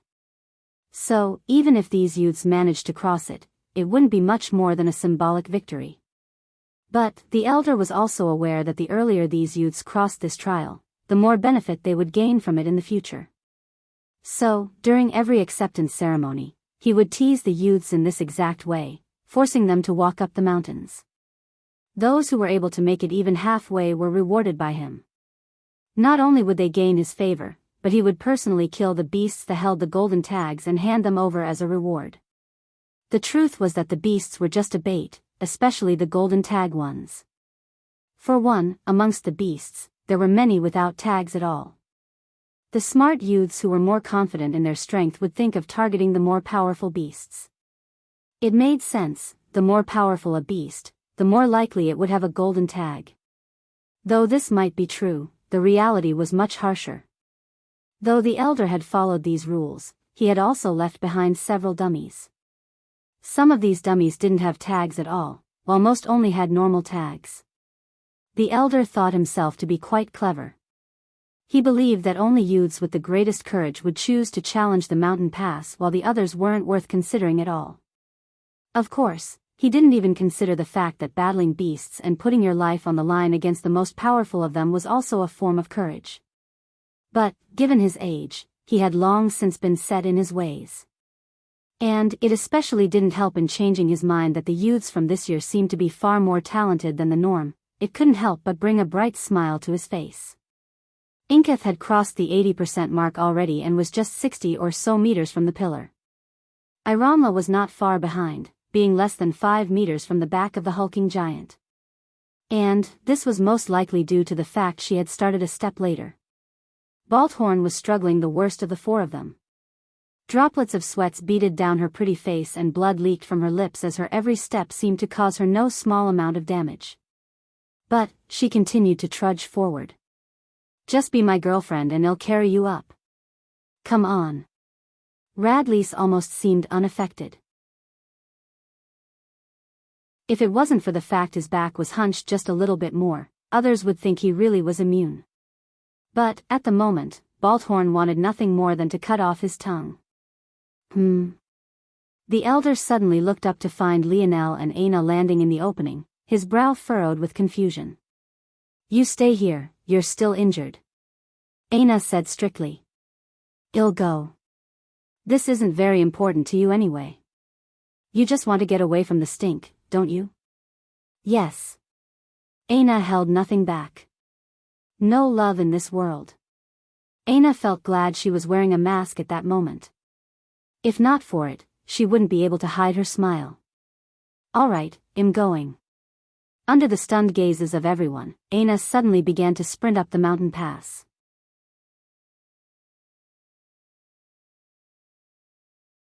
Chapter 602. Lionel's lip curled into a smile, but he didn't chase after Aina. She was right, his body really was in no condition to deal with such pressure. Though the other youths couldn't sense it by standing where he was now, Lionel's senses were too sharp not to. Those pillars made Brave City look like nothing more than a joke. And Lionel was absolutely certain that this was only a fraction of the strength these pillars could display. It seemed like nothing more than a coincidence that the elders were standing before them like that. But Lionel had a feeling that if they were to move away, let alone traveling up so far as those four had already done, they might not even make it 10% of the way through. That said, as long as those elders kept nerfing the mountain pass oppression, Lionel had the utmost confidence in Aina. As though blazing a trail, Aina shot up the mountain, making it from Lionel's side to the 300-meter mark in the blink of an eye. She seemed to embody the perfect form of a sprinter with her every movement. There was no wasted energy, no unnecessary movements. She almost felt no different from a machine designed to kill. Though Lionel could replicate this feat by undergoing several calculations before deciding just which form of running suited him best, Aina was different. She needed to rely on nothing other than her talent and intuition, leaving her in a realm all to her own. The elders thought that Aina was clearly overestimating herself. To have little to no regard for the mountain pass in such a way, even sprinting up as though it was a race rather than what it truly was, a fight to the death, they could only conclude that much. Even Inkith had slowly crossed this line of demarcation before slowly building up momentum. But Aina didn't even take a deep breath before crossing over the line. Of course, one reason for this was because Aina's senses were considerably dulled due to her curse. In fact, if it wasn't for her sight and hearing being so abnormal, her sensory perception would be no better than a normal human's. So, truthfully, she didn't sense the line of division as clearly as everyone else did. But, on the other hand, it hardly mattered. Aina shot through the line. Her first step sunk her body so low that it seemed as though she might trip over and fall, the pressure bearing down on her shoulders relentlessly. But, she recovered quickly, her thigh bulging with strength as she sprung upward. As though a blade cutting through a curtain of falling water, she sliced through, leaping forward 10 meters in a single bound. Lionel's lip curled more prominently. One would have thought that it was him accomplishing such a feat rather than Aina. But, in his mind, there was little difference between the two. The elder's eyes widened. To recover so quickly after a change in gravity without faltering, and even more importantly, without hurting oneself, was... Well, the elder could only say that it should have been impossible. In that instant, he was certain that Aina should have, at least, broken her planting leg. But, her muscles recovered and protected the bones they surrounded as though they had a mind of their own. The time they had to react? It was other than the split moment between Aina raising her foot and it landing on the ground. It simply didn't make sense for a young girl at the beginning stages of the fourth dimension to have such fast reaction time, and it was even more impossible for her to have honed such instincts so quickly. But, even as the elder was lost in his shock, Aina had already barreled through another 40 meters, crossing the 50-meter mark with no sign of slowing down.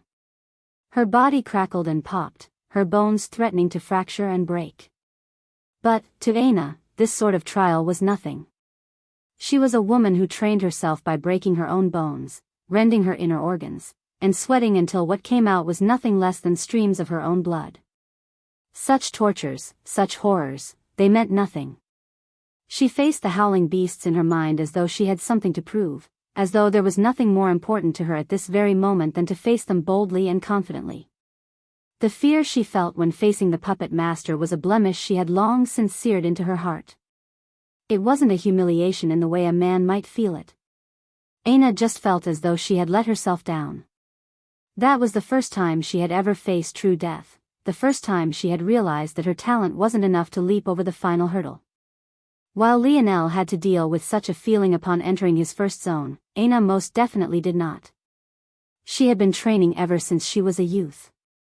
To her, her first zone was nothing more than a formality. It could be said that this was the first time she had had to face the fear of not being strong enough, of being inadequate. It was quite the feeling indeed. Because she had lost control of her body and had been unable to move, she had no way of telling herself that she had faced the trial bravely. As such, the feeling of helplessness and self-blame only seemed to cycle and grow. Lionel watched Aina tear her way up the mountain, a light smile still on his face. He knew well that the scared little girl he saw that day wasn't his Aina. Unfortunately, unable to move, she hadn't been able to prove that clearly to herself. This time, Lionel was content to take a back seat and allow the limelight to shine on her. His smile suddenly spread into a grin. If my girlfriend is so amazing, doesn't that mean I get bonus points?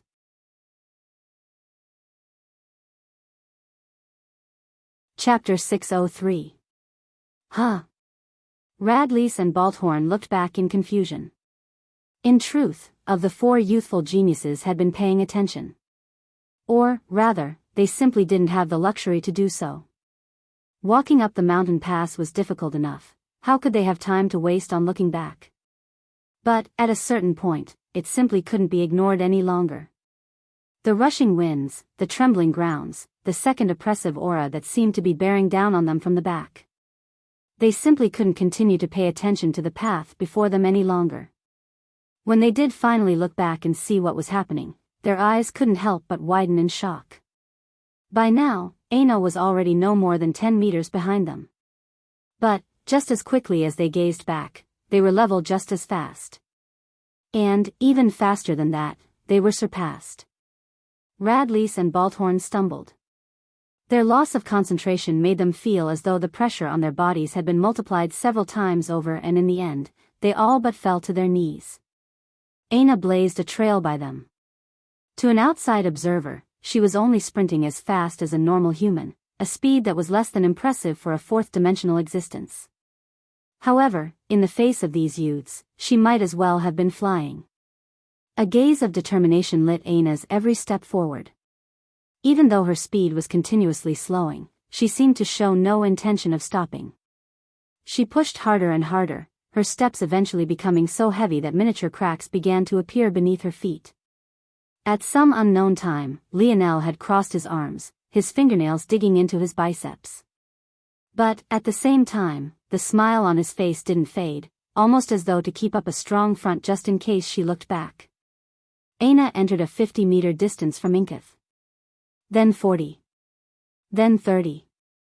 Her arms and legs moved in unison as though swimming through a tide of heavy water.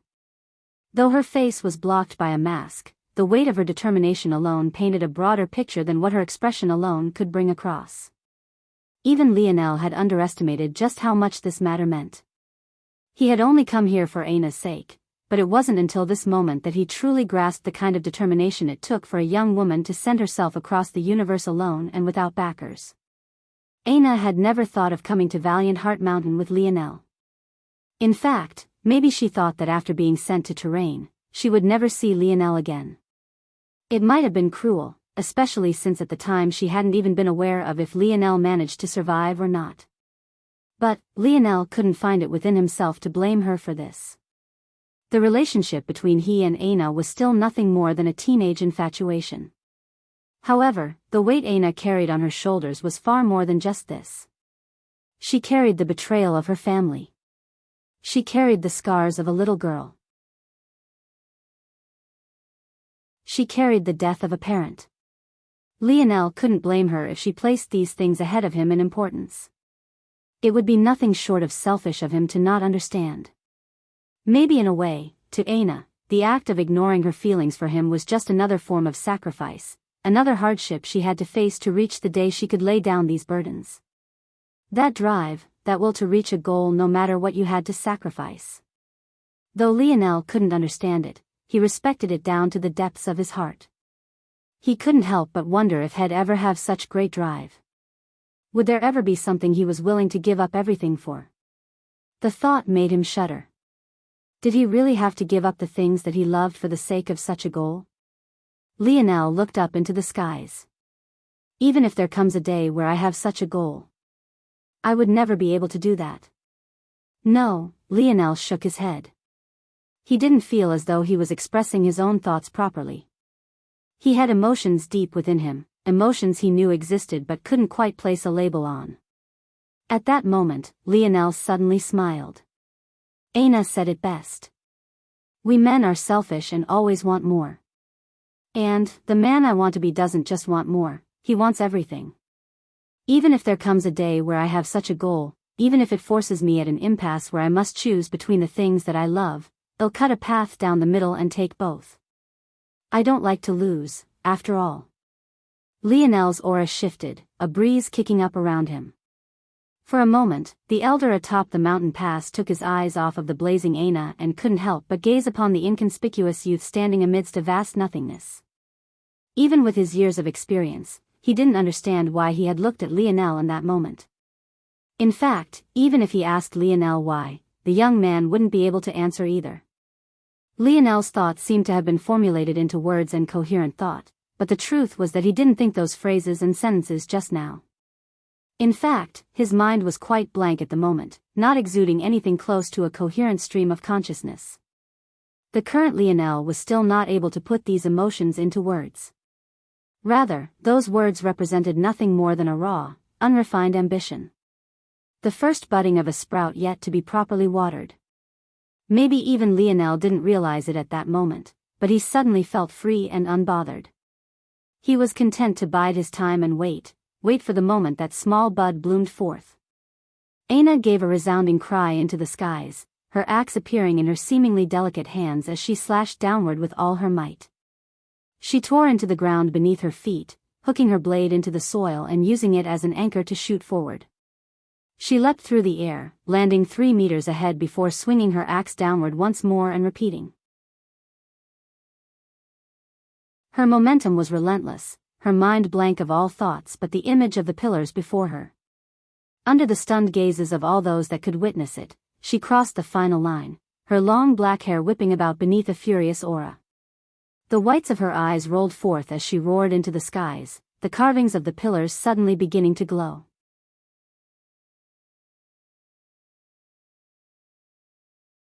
Chapter 604. Aina's roar caused a shockwave to tear a path across the mountain pass. For a moment, the illusion of a woman much taller than her seemed to envelop her small figure. However, this lasted for but a moment before a strong surge of force fell from the glowing pillars, enveloping her body in a rain of light. Lionel snapped out of his thoughts, the strength of his fingers digging into his forearm growing to the point he nearly drew blood.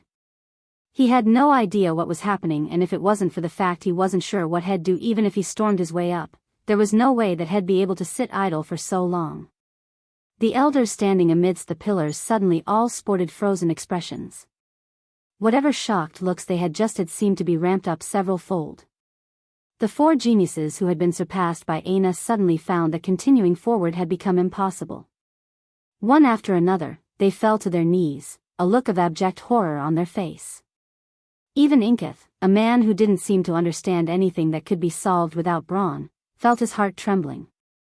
However, though these geniuses fell, each and every one of them kept their eyes level. It was as though each was holding on to the last bit of their pride, unable to allow themselves to fall to the point of not even daring to look. Aina's body had completely disappeared within the lights. The pulsing of the twin pillars grew more heated, reaching a level where even the elders could no longer think of holding back the pressure themselves. Unable to hold back his thoughts any longer, Lionel flipped a palm, causing a familiar silver disc to appear in his hand.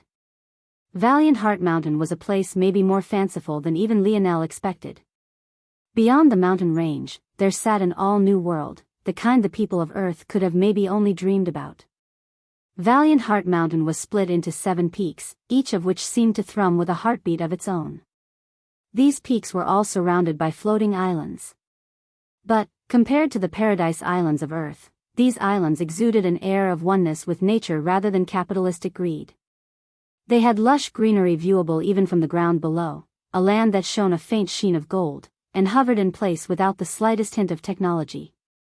But, what was maybe the most awe-inspiring were the waterfalls that fell from their edges.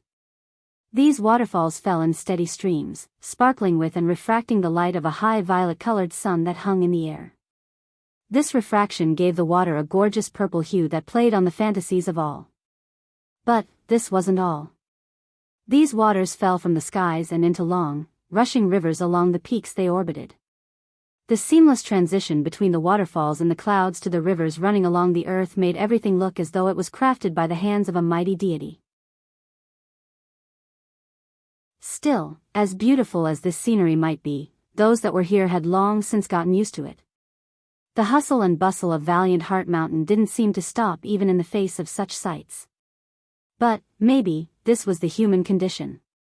Even in higher dimensional worlds, ignoring the miracles of nature seemed to be ingrained into our very souls. At that moment, though, among one of the peaks of Valiant Heart Mountain, all things seemed to have come to a stop.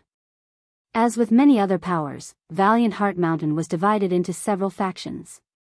But, this particular peak, known as Founding Peak, was a location not of a particular one of these factions, but rather the gathering place of the most powerful members of Valiant Heart. In recent days, this location had been rife with debates, each speaking over the other about the direction the organization should go in. But, at this moment, they had suddenly fallen into an eerie silence. In fact, not a single soul seemed to be speaking. They all stopped what they were doing, simultaneously looking in a singular direction. At the base of this mountain, there was a section reserved for the future leaders of Valiant Heart Mountain. In truth, they only spent time here as a symbol of their superiority and used it to organize members of their faction. If this location was to be strictly compared to their normal training locations, it was severely lacking. The base of Founding Peak simply couldn't compare to the peaks of the other 6 peaks despite the fact the peak of Founding Peak was unmatched. Someone activated the founding pillars? It was unknown who spoke these words, nor did it particularly matter. All these youths who had gained the right to set up camp at the base of Founding Mountain were all preparing to accept the new influx of talents into their factions at this exact moment. However, not one had ever expected this particular outcome. Though these youths were separated by several hundred meters, even kilometers in some cases, not a single one hesitated. Without regard for the rules, or even the overseeing elders, they all sent their most trusted subordinate out. They all only had a singular goal: to recruit. At the peak of Founding Peak, there was a single core group that stood above all the rest. It was a group of 3 men and 3 women, each that had been in silent meditation all to their own. At the core of this group, though, there was one more man. It was this man who sat upon the tallest floating island, not moving even while thick white clouds passed through him, causing fine spritz of water droplets to drizzle across his bronzed skin. He opened his eyes somewhat lazily, staring into the distance as though he could peer through the mountains and the thick forests to gaze upon the pillars directly. When the man saw what was happening, his apathetic expression became one of pleasant surprise. The reason he hadn't cared initially was because he was certain that the one to activate the pillars would have been that child he had been warned about all those months ago. But seeing as it wasn't him, a pleasant surprise indeed. It was only after the lights began to dim that Lionel breathed a sigh of relief. At the very least, it didn't seem as though there was anything seriously wrong with Aina. At least, not initially. The moment Lionel thought Aina would be fine, she fell to the ground on all fours, unable to hold on to her battle axe anymore. A violent fit of coughing took hold of her. Lionel's gaze sharpened. He immediately understood that something had aggravated Aina's curse again. He could even see the mask he had crafted her begin to bulge as her scars became more aggravated. But, just when things seemed as though they would get out of hand, Aina's mask began to glow. A strong pulse of cool cleansing waters was sprayed over her face again and again. Aina gripped at the earth with her fingers, leaving small trails as she balled her hands into fists. Soon, the pain she was racked by slowly ebbed, her ragged breathing becoming more even. Lionel took a deep breath. He could only be relieved that the contingency plans he had left in place worked. Lionel's gaze suddenly shifted from Aina's back to the distance. Beyond the pillars, several auras converging at speeds he couldn't hope to keep up with under normal circumstances were coming. Lionel felt that there were some of them that were even more powerful than the elders who had come to preside over this entrance ceremony, a fact that gave him no small measure of pause. It didn't take much thought for Lionel to connect their appearance with the commotion Aina had caused. Just as Aina was picking herself up, the 6 auras had already come into range. The elder who had led this event from the beginning looked back and frowned. "You all aren't allowed to be here." "Hee, Elder Tobies, there's no need to be so uptight." The young man who spoke was almost 8 feet tall. He was easily the tallest individual Lionel had ever laid eyes on. His posture was terrible, his back arching forward to the point he appeared to be a foot shorter than he truly was. But his exposed torso was filled with an unprecedented amount of power. Lionel thought that he was in good shape, as he had been all his life, but this man had muscles bulging out of places he never thought possible. His limbs were long and lanky, his legs almost taking up a third of his body and his reaching past his knees, though that was likely in part due to the fact his posture was so terrible. Elder Tobies glared at the youth and the few that had come with him. He knew exactly who these youths were. In any other situation, he would be grinning ear to ear that his valiant Heart Mountain had such talent. But here, they were clearly stepping over a line. Hephaestus. Unfortunately, before Tobies could reprimand the young man anymore, Hephaestus had already turned his attention to Aina, who had long since picked herself up. Oh, a little girlie. Hey, little chick, what do you say to joining my hero peak? Important announcement below, be sure to read it.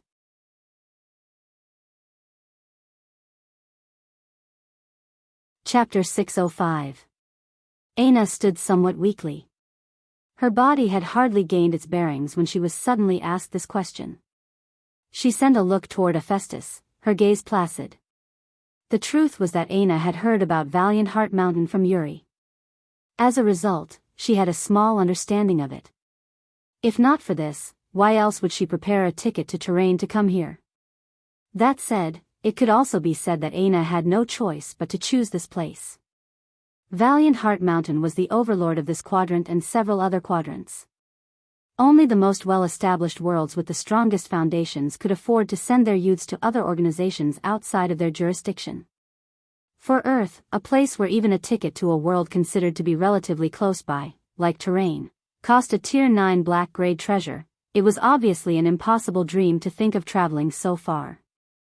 With their foundation, Aina didn't even want to think about what it would cost to go to a place other than Valiant Heart Mountain.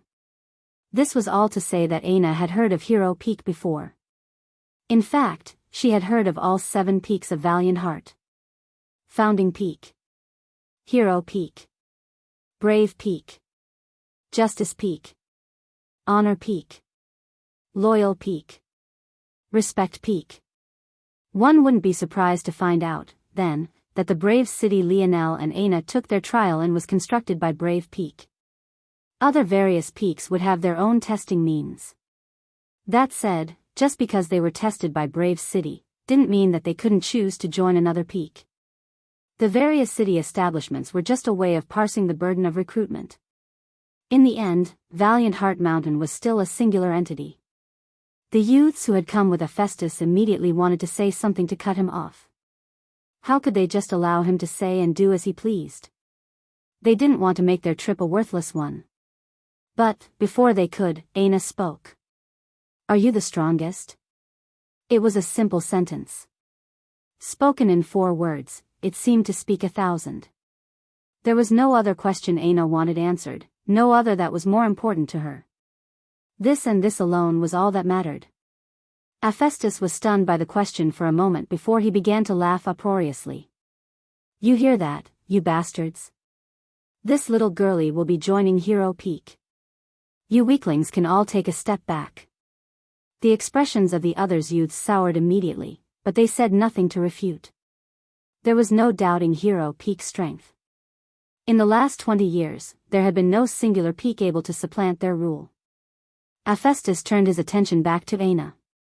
Though his posture was terrible, his body exuded a bestial strength that made his bones pop and crackle with his every movement. Not only is Hero Peak the strongest, we have been the strongest for the last quarter century. We have the strongest warriors, the best facilities and the most resources.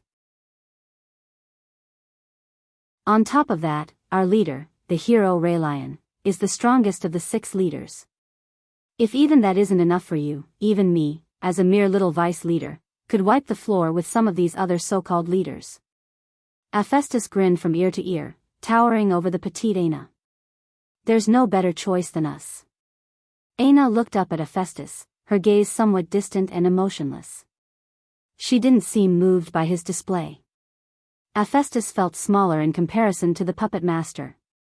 But, with her poor senses, Aina couldn't tell whether this was an illusion or not. "Okay," Aina said plainly. Hephaestus scanned Aina up and down, sending a curious look toward her mask. But, he seemed even more shocked by her demeanor. Even that old fogey Tobies wouldn't feel so comfortable before him. "You heard her, old man." Hephaestus turned toward elder Tobies. "She made her own decision. You saw that I didn't force her, right?" Hephaestus' toothy grin made it hard for Tobies to refrain from rolling his eyes. The reason these brats weren't supposed to be allowed to interfere at this juncture was because it was too easy for them to influence the decisions of these youths by underhanded means.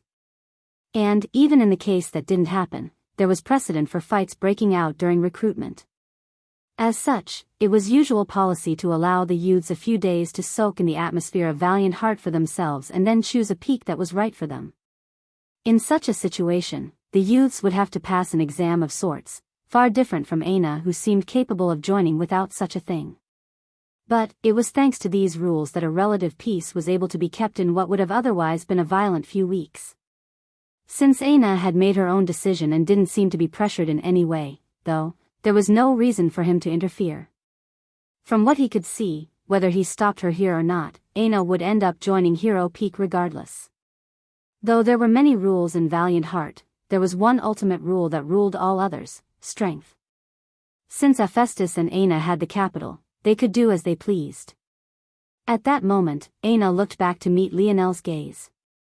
But, all she found was a young man grinning with 2 thumbs up by the sides of his cheeks. He looked so happy, almost as though it was his own achievement rather than hers.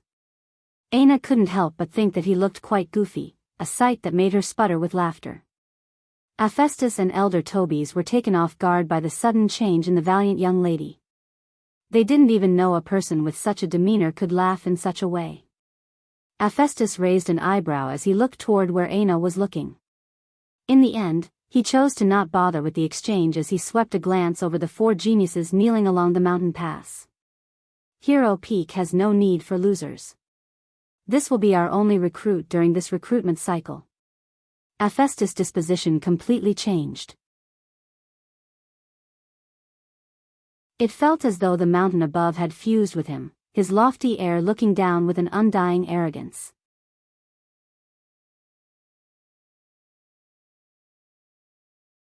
Chapter 606. Hearing these words, Aina frowned. She had expected Hero Peak to be relatively exclusive, but she hadn't worried about it. With Lionel's talent, was there really anything exclusive enough to keep him out? If there was a test, there would be no issue. But, from what Hephaestus said, there would no longer be a recruitment test. In truth, Hephaestus' actions weren't exactly wrong. Over the past few years, having even one person pass Hero Peak's exam was already a blessing. He was already content with having found Aina, so he didn't feel that there was even a need to waste resources testing anymore. Every exam took up a sum of wealth from Hero Peak, and there were no shortage of people who would come despite knowing they had no chance of passing. This would result in Hero Peak's expenses being far greater than they would otherwise be. Usually, this could be solved with a simple screening process, but this took resources to build up as well. This was especially so since Hero Peak emphasized not base power, but rather potential. This was exactly why a comprehensive exam was more appropriate than having a screening process. But now that Hephaestus had found a recruit, and especially with the precarious situation Valiant Heart was in currently, why waste these resources? It would be much easier to reach their goals if they saved as much as they could and reinvested it into the talents that actually mattered. Even if Aina could guess much of these things, though, she didn't want to leave Lionel behind. At least for now, she didn't feel like making such a decision was necessary. She had yet to reach such a crossroads. And, even if this wasn't about her feelings and she could shed them all away to think about this as logically as possible, the resources Lionel had access to were likely impossible to find in Valiant Heart. Just as cleansing waters alone, which could keep her curse under control, was a rarity impossible to explain. Every time she tried to tell Lionel just how valuable cleansing waters were, he would point to the toilet bowl in his abode setting. It was mildly infuriating. Of course, Aina didn't think of Lionel in terms of the resources he could provide. She had gotten used to being by his side over the past near year. She didn't want to leave him so soon, even if they would technically be in the same place. "Can't you hold one more test?" Aina suddenly asked. Hephaestus frowned when he heard these words. Instead of his gaze shifting to lock onto Aina, it instead swept over her briefly before locking onto Lionel in the distance. He had ignored Lionel previously for obvious reasons. If he looked down on a young man and woman like Inkith and Irelana who had made it more than 80% of the way up, why would he even deem to speak to someone who didn't even start? This young lady might have been talented, but she didn't understand the weight of an expert's words.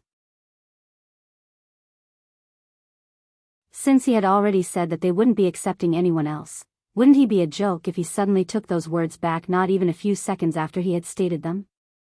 "Listen, little chick. You might be a bit talented, but it seems you haven't understood something.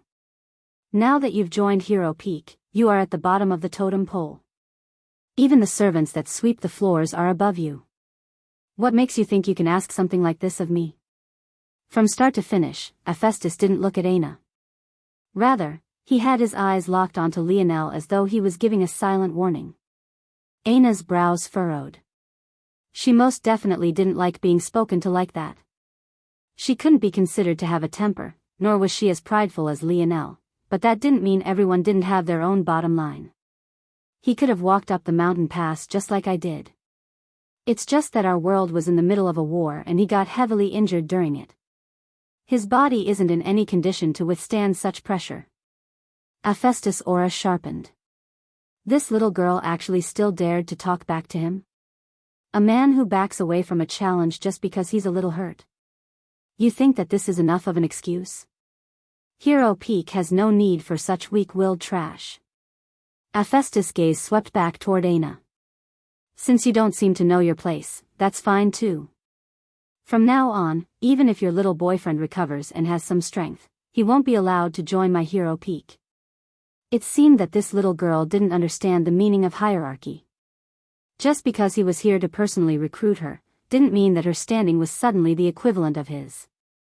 In addition, according to the rules of Valiant Heart, the transfer from one peak to another was considered an internal dispute. The unsaid truth was that now that Hero Peak had laid claim to Aina, there was no other peak that would dare take her now lest they want to become more acquainted with what internal dispute might mean in this context. Aina's gaze flashed with fury when she heard these words. Seeing the situation going south, Lionel began to walk up the mountain pass.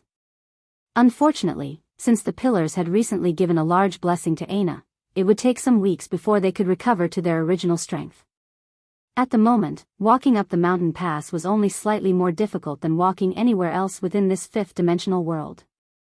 It was akin to a 5% boost to gravity. It wasn't long before Aina felt a hand on her shoulder, stopping her from gripping at her axe which was nailed into the ground beside her. Lionel smiled. "It's not a big deal. As long as this vice leader doesn't use underhanded tricks to make your stay at Hero Peak more difficult than it needs to be, it's the best place for you." Hephaestus almost laughed at these words.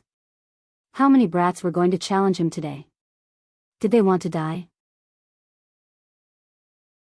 Bulging veins suddenly popped across Hephaestus' right hand. It seemed like with a thought, had pierced Lionel's heart through completely. But, at that moment, he felt Elder Toby's aura lock onto him, causing him to slowly calm himself. Hephaestus sneered. "Everything on Hero Peak is earned through merit." "Good," Lionel said plainly. Somehow, this answer only infuriated Hephaestus more. "Lou." Lionel shook his head, cutting Aina off and taking out 10 golden tags. "Take them."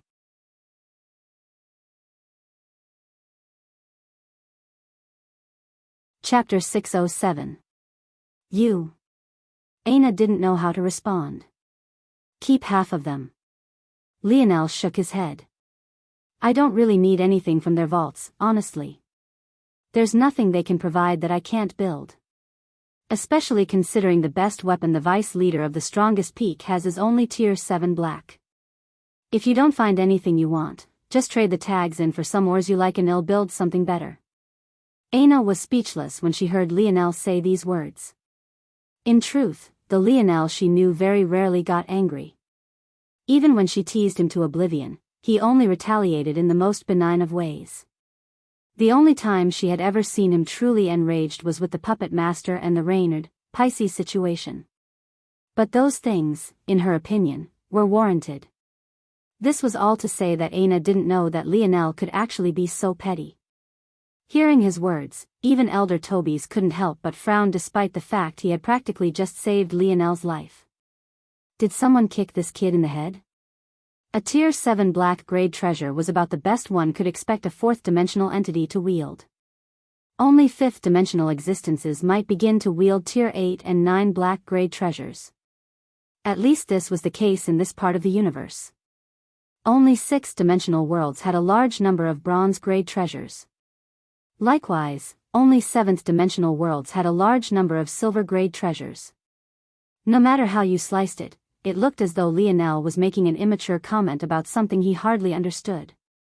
The words alone made whatever impact gathering 10 golden tags might have fall flat. Of those here, maybe it was only Aina who understood how truthful Lionel was being. Let alone a tier 7 black grade treasure, Lionel could already begin constructing tier 1 bronze grade treasures, each of which would be exponentially more powerful than even a quasi-bronze grade treasure, of which he had no small number of. Lionel simply didn't care about what Hephaestus or Elder Tobias thought of him because he never cared to join this organization in the first place. If Lionel had to pick out one reason he didn't try to convince Aina of taking a different path, it would have to be because of the segmented cube. This was the first time Lionel had stepped foot into a 4th-dimensional world, so this was also the first time the segmented cube could begin to absorb 5th-dimensional force. Albeit slowly, the segmented cube was working its way toward entering Phase 3. Once it did so, Lionel would be able to heal Aina. Lionel slid the tags into Aina's hand. Oh, also. Lionel suddenly thought of something. Take this with you too. The tags were sucked into the jigsaw-like cube. Soon, all that was left on Aina's palm was the segmented cube itself. Alright, off you go. Seeing that Aina didn't seem apt to leave, Lionel laughed. He leaned into her ear and spoke softly. Even if the others tried, they wouldn't be able to hear what he was saying. But that didn't stop Aina's neck from flushing red. Do you think that there's any barrier in this place that can stop me? The words were simple, no more complex than Aina's question for Hephaestus. But they reverberated with Aina deeply. Okay. Aina said lightly, taking the cube. Hephaestus didn't say anything. He simply turned and walked away. What only he and Lionel seemed to be aware of was the fact there was a strong killing intent locked onto the latter from start to finish. Yet, Lionel had hardly reacted. The cause of this matter was clear. This wasn't about how strong Lionel was or wasn't, it was simply about a man deeming his word as more important than the word of any other. Hephaestus didn't care what reasoning Lionel had, since he had spoken his word, he wouldn't take it back. This was exactly the same reason why he hadn't booted Aina out from Hero Peak. Lionel smiled and waved as Aina disappeared into the distance. It was only after she was gone that his gaze became cold and the atmosphere seemed to become frozen. When did I become so murderous? Lionel thought to himself. If it wasn't for the sake of Aina, he really might have killed Hephaestus just then. Lionel felt as though his inhibitions against killing were loosening each and every day. Would there really come a time where he reaped lives like cutting weeds? He didn't really like the feeling. If he killed Hephaestus, what then? Wouldn't he be cutting off Aina's path? And where would he find another 5th-dimensional world to station himself in? Lionel had learned a lot about the dimensional verse in recent times, more than enough to understand that traveling up a dimension was no simple task. At the very least, with Earth's current infrastructure, the price would likely near a silver-grade treasure. This was obviously something Lionel couldn't afford. If he was forced to leave this place too soon, he didn't know when he'd be able to cure Aina. Brat, you're too impulsive. Lionel, who was lost in his own thoughts as though there weren't others around him, was suddenly startled awake. Lionel raised an eyebrow. He was impulsive? If the old man knew what was going on in his mind, had realized just how much prudence Lionel had shown just now. Whether or not Lionel could actually defeat Hephaestus was unknown even to him. But, what Lionel was sure of was that Hephaestus would suffer greatly if he had to battle him. Elder Toby shook his head and looked back toward the other faction vice leaders. But, it was clear that of them were very interested in the youths that remained. If they wanted to join, they could take the exam like everyone else. And while they would allow this for the four geniuses to Lionel's back, it was unlikely that they'd make room for Lionel himself after what they just saw. Youths should learn to bide their time. What good does your killing intent do you now? Lionel raised an eyebrow at these words. But, he didn't say much as he made his way up the mountain pass. His killing intent? Hephaestus should be happy that he restrained it.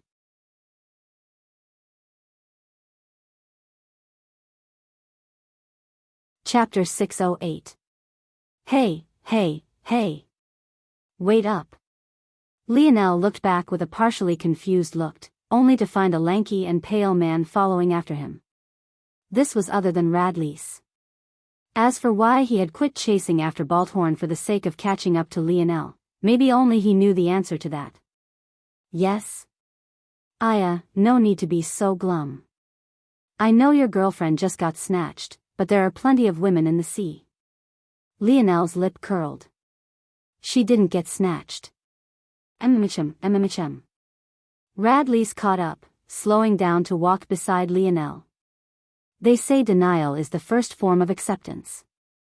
Just don't stay bogged down in it for too long. It's alright, with your looks and my humor, we have the chance to be the lady killers of the freshman class. Just look at that sexy lady over there. Radlease hooked his chin over his shoulder, sending lewd looks toward Balthorn. She's already infatuated with you, just forget about that girl. Lionel shook his head. How was he even supposed to respond to this exactly? Inkith, Irelana and Balthorn lagged behind. Since they couldn't join any factions, they had no choice but to wait a few days until the exams were opened up. Only then would they be able to pick a Pika join. The atmosphere around them was clearly much less enthusiastic than Radlease. In fact, they were quite downcast.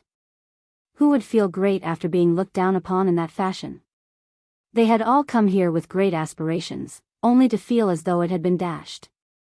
By now, it was clear to them that they'd just be playing background for Aina in the future. Such a reality left them feeling down.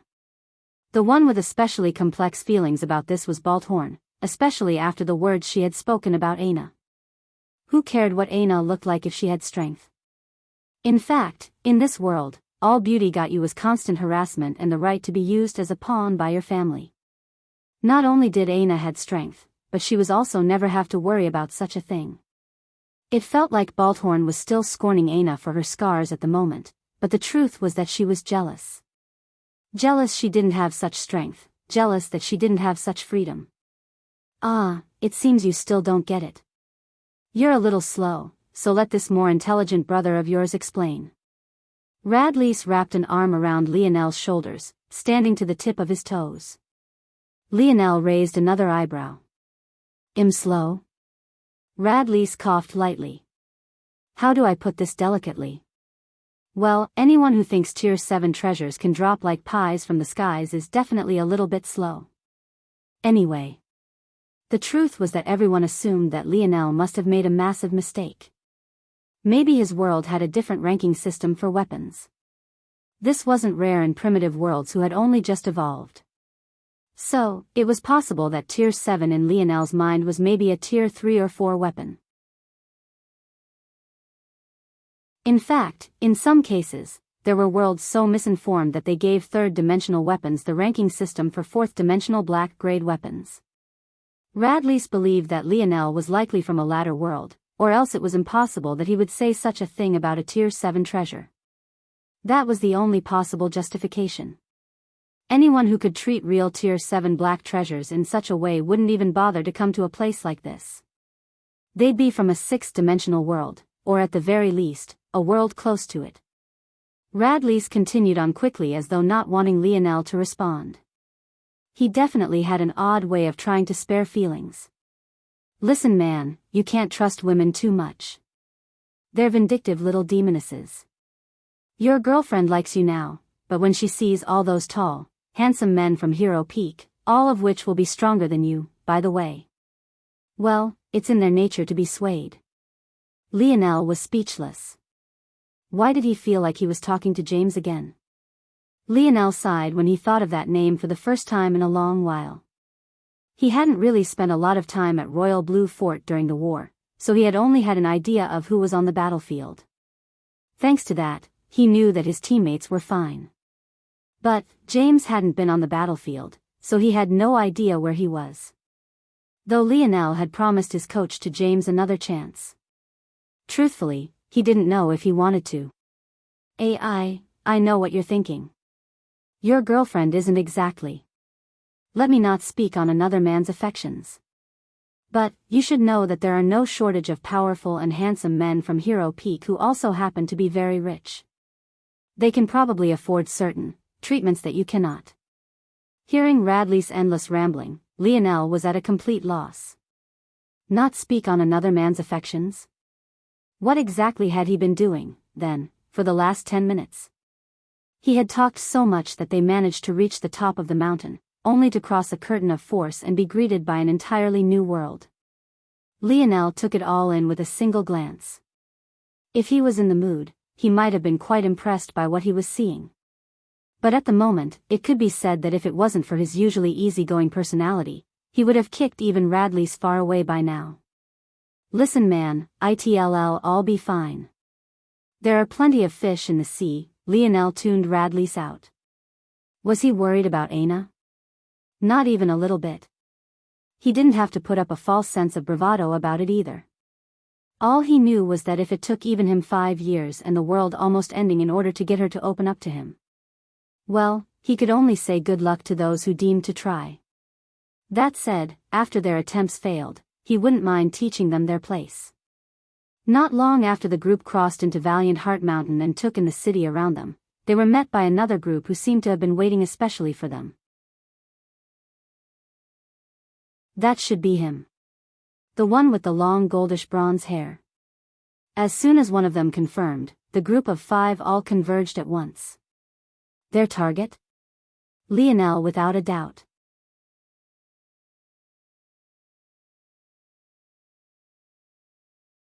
Chapter 609. Hephaestus continued on in a good mood, leading Aina toward Hero Peak. Aina suddenly looked back, as though she could sense that something was wrong, but she continued to move forward as though nothing had happened. Hephaestus seemed to sense this small action, causing his lip to curl. But it was then that Aina said something that made his eyes narrow. Next time, send stronger lackeys. She said, seemingly to no one. Ho, didn't you say your little boyfriend was injured? But now I should be worried? In truth, with how arrogant Hephaestus was, something like sending lackeys to deal with a junior was beneath him. However, what was even more beneath him was personally taking action. So, he chose the path that would best soothe his currently seething rage. If not for getting caught red-handed, he would have never even bothered to respond to Aina at all, especially considering the entire reason this began was due to his authority being questioned. He could be 10 times more injured and you would have still needed to send someone stronger. Aina replied blandly. At the moment, Aina was feeling quite guilty. She knew Lionel well. If it wasn't for her telling him to stay put because he was injured, he wouldn't have even cared about his boat estate in order to climb the mountain pass. This wasn't because he felt the need to prove something to Valiant Heart, an organization he put not stock in, but rather because that was just the kind of person that he was. But now, there was already no taking the things that happened back. Hearing such words, Hephaestus suddenly began to laugh uproariously. They say love is blind, but this must be a worse case of foolish love. That's fine though, I'd really like to see how long you can continue to love a weakling after I'm done with him. Since you want to be smart, I'll make certain he can never raise his head high in my Valiant Heart Mountain. There was no doubt that Hephaestus was repeating the same words Radlys had spoken, but not as blatantly. And it was even more obvious that Aina's words had once more provoked Hephaestus. That said, this time, Aina didn't seem to react with the same guilt at all. Rather, her face, hidden beneath her mask, had gone back to being expressionless. Go ahead and vent, she thought to herself. Yip. Yip. The little mink jumped out from the segmented cube and into Aina's arms, baring his little fangs at Hephaestus. It was only after Aina soothed him that he finally began to calm down. Lionel stood in opposition to a group of 3, his eyes lazily scanning them. It was obvious by their words that he was their target, and toward such a thing, he could only say that the vice-leader of Hero Peak was maybe even more petty than himself. This Hephaestus didn't even wait an hour, let alone the few days someone else might have, before sending his goons after him. But Lionel truly didn't mind. In fact, behind his apathetic expression, he was holding back a grin that could have gone from one ear to the other. I don't know how fresh meat like you managed to offend the bigwigs, but how do you plan on settling this? The leader of this gang of 3 seemed almost too lazy to deal with Lionel. He held no personal animosity toward Lionel, and he even felt that dealing with a freshman was far beneath him. It wasn't until one entered Valiant Heart that they truly understood the distance that separated those who had joined quadrant-ruling organizations and those from small worlds who could at best call a corner of a quadrant their home. Just in terms of taxes collected, Valiant Heart had a number of resources that could drown out any world in their wealth alone. With these resources came millennia of foundation building, an endless store of knowledge and techniques beyond anything someone from a smaller world could possibly understand. If Valiant Heart Mountain were to be ranked using the official metrics of the dimensional verse, as an organization overseeing number quadrants, they were a bronze-grade organization at worst. If Earth was put on this same scale, they wouldn't even qualify to be known as black grade. Are you from Hero Peak? Don't. Balthorn tried to speak out before Lionel could finish his sentence, but it was already too late. She took a sharp intake of breath before looking at Lionel's side profile. Is he really that slow? Even if he got beat up to the point of having half a foot in the coffin, that's the one question he should have never asked. As expected, the moment the leader of lackeys heard this, he froze for a moment before a sinister smile crept onto his face. You have a lot of guts, calling out Hero Peak's name in vain like that. Do you think the likes of Hero Peak has the time to deal with bottom feeders like you? You seem quite offended for someone who isn't from Hero Peak. Lionel replied evenly. The lackey's jaw clenched, the murderous intent in his gaze deepening. If others really found out that Hero Peak was stooping to such lows, it would be a blight on their prestige. Though the words were unspoken, the burden for such a rumor spreading would definitely be on his head. Not only was this Lionel a fool enough to offend Hephaestus before even stepping into Valiant Heart, but he was even trying to drag him down with him. If Lionel insisted on this narrative, this small scuffle that would have likely ended after a small beating would grow to the point of the entire peak pitting themselves against him. Ahaha, hey, buddy, pal. Radlys patted Lionel's shoulder. It's been nice knowing you. I think I see a beauty over there. Radlys dashed away, hiding into the accumulating crowd. Inketh, Irelana and Balthorn frowned, but they too didn't want anything to do with this situation. Though there was no chance in joining Hero Peak now, there were no shortage of individuals who had defected from their own peaks to join them later. Still not saying anything? Lionel continued as though he didn't notice these youths distancing themselves from him. He hardly knew them, so why would he care? Wheeler, we need to shut him up. One of the 3 called out to the leading lackey. They couldn't allow Lionel to say anything more. Agreed. Wheeler nodded. Well, see if he still has the cheek to say such things after we're done with him.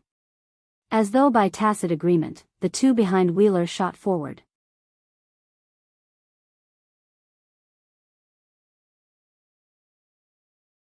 Chapter 610. Lionel's gaze flashed, sliding into a boxing stance with incomparable ease. He became as light as a feather on his toes, his breathing syncing with his actions. His bronzed hair fluttered with his movement, rebounding into the air as he hopped to and fro. The instant it fell back down to his back, he shot forward, his speed blazing. Despite the fact that he was pincered by two, Lionel protected the side of his face with his right and sent a straight left forward. A whipping kick shot for Lionel's right hip even as the young man on the left seemed content with simply blocking his straight. From the perspective of the lackeys, this would be over quickly. Just one of them was more than enough to deal with a freshman. The only reason they had even chosen to send two was due to the accumulating crowd. Lionel had shown that he wasn't intelligent enough to not speak what shouldn't be spoken. So, when dealing with such people who didn't understand fear, the best course of action was teaching them exactly that. Bang! The kick was fast and sturdy. Without wasted movements, it perfectly made use of the young man's torque. Even his planted leg tore a rotating hole into the ground, a sharp wind following the trail of his assault. However, when his leg actually came into contact with Lionel's right arm, it felt as though he had just kicked at a steel wall. Lionel winced slightly, feeling his fractured ribs rattling upon impact. But his straight left never stopped. With perfect form, his fist blew past the guard of the young man's forearms, connecting with his nose with a speed too fast to react to. Lionel could feel a satisfying crunch beneath his knuckles, a bloody spray launching into the air. What was a face of soft and fragile skin and bone worth in the face of Lionel's fist, which might as well have been a steel brick? The instant Lionel connected, he turned his attention toward the kicker, his hips shifting. His speed was so fast that he had already closed the distance between them before his leg even lowered. Unbalanced and unable to protect himself, the young man could only watch as Lionel retracted his left hand and landed a right hook right into his rib cage. It felt as though all the air within his body was expelled at once. An audible snapping noise sounded, followed by a muffled cry. With muted thuds, two seniors fell at once. One clutching their chest and the other their face. As though completely unsatisfied, Lionel had already shot by them, not minding their reaction in the slightest. While they looked down on him, in his mind, one punch was already more than they deserved in the first place. Lionel closed the distance between him and Wheeler. Though shocked, the latter reacted quickly, his expression turning solemn. Lionel shot a fist forward, only for it to be met by Wheeler's. Having learned his lesson, Wheeler coded his own in as much force as he could muster, bearing down on Lionel with absolute strength and power. Lionel reacted calmly. His mind drifted to the times he had utilized the incomplete Four Seasons realm for his fists. He imagined the way the force had flowed around him, the way it melded with his attacks with perfection, without him even thinking about it. His force matched the flow in his mind, his simulations so perfect that one would almost think that he had begun to use universal force if it wasn't for the fact it was very clearly just of the third dimension. Bang! Both Lionel and Wheeler took a single step back. But, whereas the latter was stunned, Lionel had already shot forward, closing the distance once more. In the blink of an eye, the two exchanged a flurry of blows, Wheeler using whatever means he had while Lionel used nothing but his fists. Lionel's movements were sharp and focused. If he only had to throw a single punch to neutralize a combination, he would do so.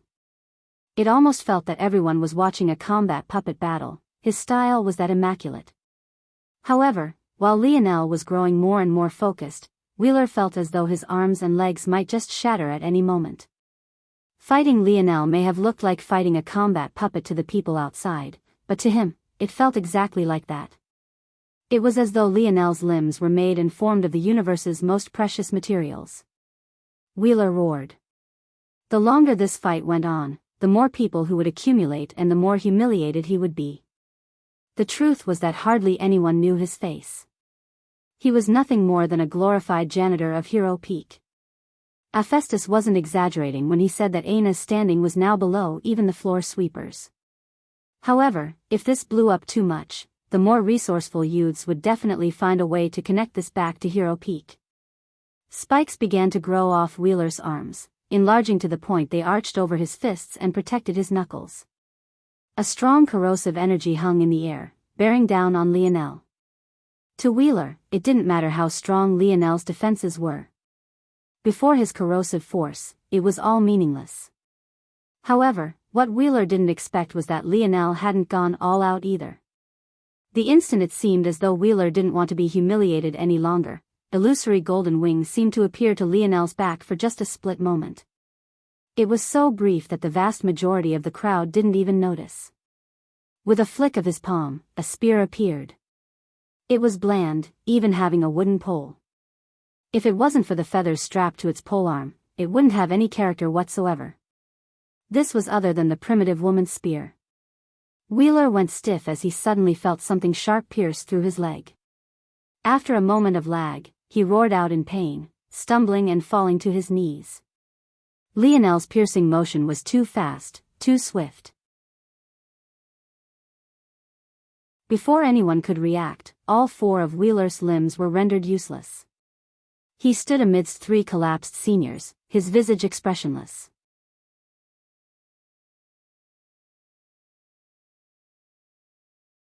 Chapter 6:11.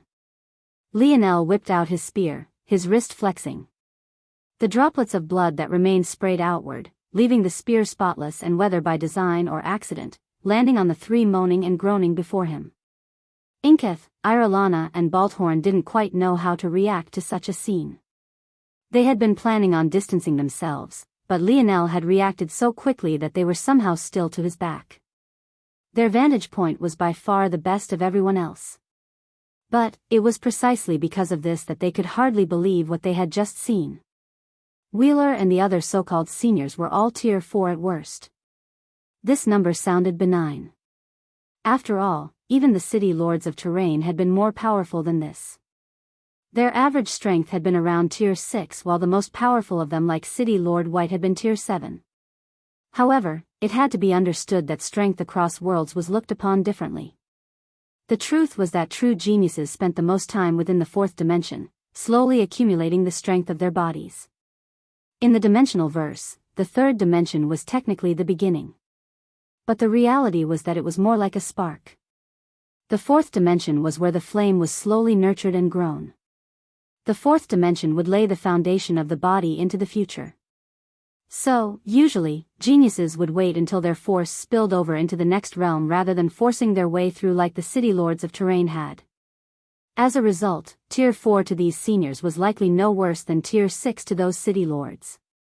In comparison, Inketh, Irelana and Balthorn were all still suppressing their force at tier 1. Unfortunately, they couldn't even use this as an excuse because Lionel hadn't even stepped into the 4th dimension yet. Of course, of this mentioned abilities. But, Lionel had taken 2 out before they even got a chance to use theirs, while he abused his speed to stop Wheeler from making use of his. It could be said that with this one fight, Lionel was already considered to be the strongest newcomer and was even a match for upper years. At that moment, before the stunned crowd could even process what they had just seen, Lionel put his spear away and began to move. Pulling out a rope of beast tendons from who knows where, Lionel tied a single ankle of each one of these so-called seniors and began to drag them. Too caught up in their own pain, the groaning seniors could only protect themselves from worsening their injuries while being dragged through the crowd. Lionel stopped before a thick tree near the city gates. If there was one thing Valiant Heart Mountain had going for it, it was the fact that its city wasn't completely disconnected from nature. Even such a thick tree which would easily take 10 men to wrap around it was still standing here proudly. Lionel took out another spear. This one had an exceptionally long blade that took up a third of its body. In reality it almost felt and looked more like a glaive than anything else. Still holding onto the rope with one hand, Lionel began to slowly carve into the soil around the tree, careful not to harm its roots. It would be a shame if such a beautiful ancient tree died. No one understood what Lionel was doing. And, unfortunately for the trio of seniors at his feet, no one dared to stick their nose in this mess. They were still unaware of exactly what was happening, but what they did know was that a youth of not even the 4th dimension had just demolished 3 tier 4 experts. From the conversation they had overheard, it was clear that this young man was a freshman, yet he already wielded such strength. In their minds, anyone with such power would most definitely not come from a common background. Yet, this young man had also said something about these lackeys being from Hero Peak. Who would want to get caught in the battle between two giants? At this point, they could only hope that the boy's background was as exaggerated as they thought it was, or else his life would be pretty much forfeit. Although killing between fellow disciples was prohibited, if one understood the cruelty of the world, there were a lot of things one could do before reaching that extreme. And, in a lot of ways, those things were even worse depending on the type of person that you were. Considering how prideful this young man seemed to be, there was likely little doubt that he would likely be a person exactly like that. At that moment, someone gasped. Everyone snapped out of their thoughts at once only to find that Lionel had launched the three into the air, hanging them all from the thick tree upside down. Lionel tied the final knots tightly. He wasn't very familiar with the most difficult to undo knots in the past, but one would be surprised just how comprehensive the lesson plans his father left behind were. Lionel doubted that there would be anyone who could undo this knot in valiant heart. Their only option would be to cut them down. But, if they thought it would be so easy, they'd be sorely mistaken. Taking a step back, Lionel admired his handiwork before nodding to himself in satisfaction. Make way. At that moment, a young woman pushed her way through. Not far behind her, Radley seamlessly blended into the crowd once again, but Lionel didn't miss that small hint. He couldn't help but shake his head. It seemed that Radley's hadn't just run away after all. The crowd began to murmur. They recognized this young woman. This wasn't because she was famous, but rather because of the unique runes drawn across her cloth belt. She was a member of the only true neutral faction of Valiant Heart Mountain, Valiant Hall. They were the peacekeepers of the organization and handled disputes between disciples. They were also designated with the task of recruiting disciples. And this final role was what Lionel knew this woman the most for. She was other than Sale, the young woman who had recruited both himself and Aina.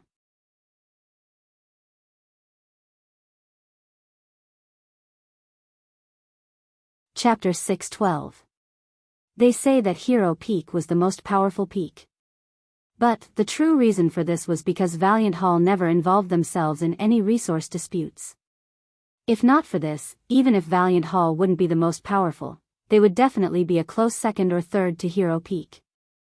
When Sale made her way through the crowd, something that was not too difficult considering her stature, she suddenly felt a massive headache coming on when she saw that the core of this commotion was Lionel.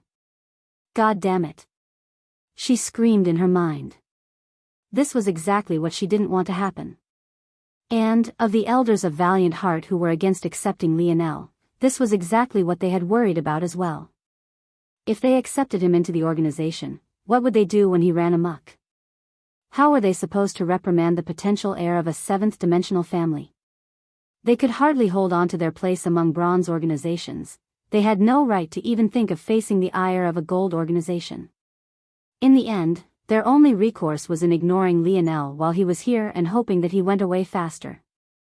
In their minds, a genius like Lionel wouldn't be with them for very long. As long as they held out for a year or two, he would likely get bored of the girl he was chasing, or maybe he would even win her heart, then he would go off toward other adventures. Of course, they had also considered that this was potentially part of the coming trials all Morales clan heirs had to face. But, that world was so far from them that they only understood tidbits that they could pick up from rumors.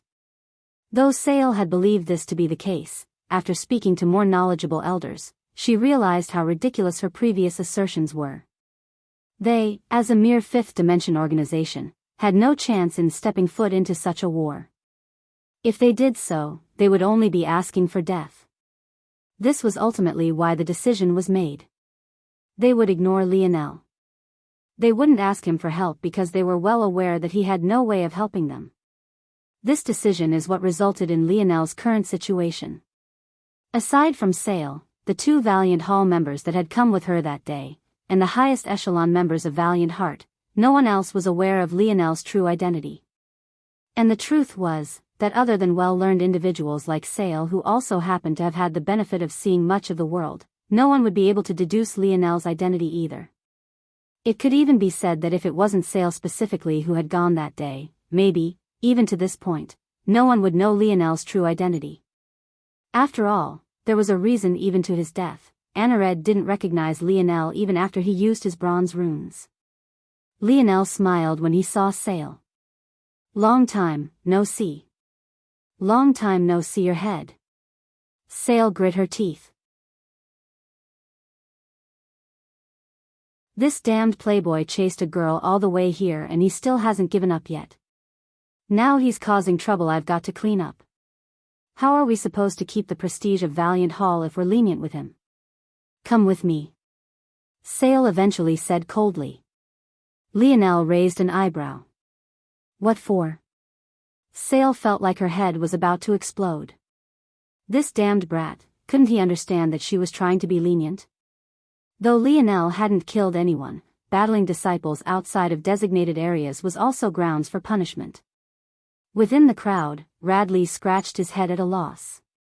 He had gotten a Valiant Hall member to help Lionel. But, who knew that he would actually beat those 3 seniors before he could even get her here? It seemed that his help was more of a detriment than anything else. Radley sighed. Pops always said to keep your nose out of everyone's business. If those who knew Radley's heard him say this, they'd probably bash him over the head. Maybe he should listen to his father more. But, it was clear that he had never taken these words very seriously. What Sale didn't know, though, was that Lionel really didn't know. From his perspective, he wasn't in the wrong considering he was attacked first. But now, Sale hadn't even asked what happened before asking him to come with her. He was attacked first. Yeah, those greasy seniors tried to put paws on our handsome little junior brother. They deserve to be hung up a tree. Yeah. Radley dashed through the crowd, cupping his hand over his mouth and forming different voices. He was seemingly exceptionally proud of his female voice. Little junior brother, if she bullies you can come to me tonight. Big sis with soothe your aching limbs. The crowd seemed to grow more and more rowdy. Sale frowned when she heard these things. You were attacked first. Shouldn't you have checked that first? What's the point of asking now? Lionel replied somewhat coldly. Sale felt a headache coming on. Wasn't this brat playing wronged little brother a bit too well? Damn it, you're the potential heir of a monstrous family, can't you at least act like it? Sale's expression darkened. But in the end, she pinched her brows and sighed. Forget it. Wasn't this the way of the universe? The powerful did as they pleased and the little people like her had to pick up after them. Who are the freshmen for this round? Me. Radley dashed out of the crowd. Beautiful lady, I was so scared. You're too fast, you left me so far behind. How could you do that? Sale sent Radley a glance, causing him not to dare cross the half-meter mark between them. But, his sly grin never disappeared. Not long later, with a hint of embarrassment, the remaining 3 also made their presences known. All right, follow me. To ensure that nothing else happens, I'll lead you to finish the remaining procedures. Sale turned to leave before sending one last glance back. Luckily, she stopped herself before she looked all the way back and bit her teeth hard. She had to pretend as though she had forgotten about the seniors left in the tree to appease Lionel, or else who knew if this shameless young master would make a small matter even larger than it was. Unfortunately for her, as bad as her impression of Lionel was, Lionel's impression of her was even worse.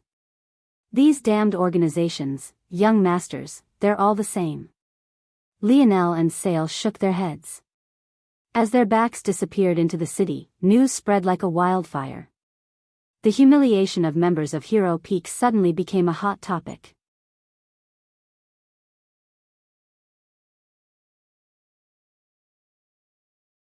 Chapter 613.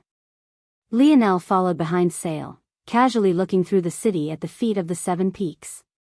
Though he had previously described this city as small, the truth was that this was only an illusion. It felt quite quaint due to all the nature and the surroundings. But, for a city to be at the base of 7 separate peaks, its size didn't need to be explained. This space was taken over by the youths of Valiant Heart. Since a single round of recruitment brought in over 1,000, it wasn't a surprise that they managed to fill in all this space. But Lionel could also tell that there were quite a number here that weren't members of Valiant Heart. Though the city didn't have tourists, what it did have were many traders. It only took a silent walk around the city for Lionel to understand what was happening. Valiant Heart was likely only one protected corner of this fifth-dimensional world. Beyond it, he was sure that there were countless resources. It was at this very city that these resources could be traded. It seemed that Valiant Heart gave quite a bit of freedom to its disciples and students. But Lionel was also sure that they took their fair share of taxes from these transactions. So that's how these factions are competing, huh? Sale and the others had no idea how much Lionel had picked up on a single pass-through of the city.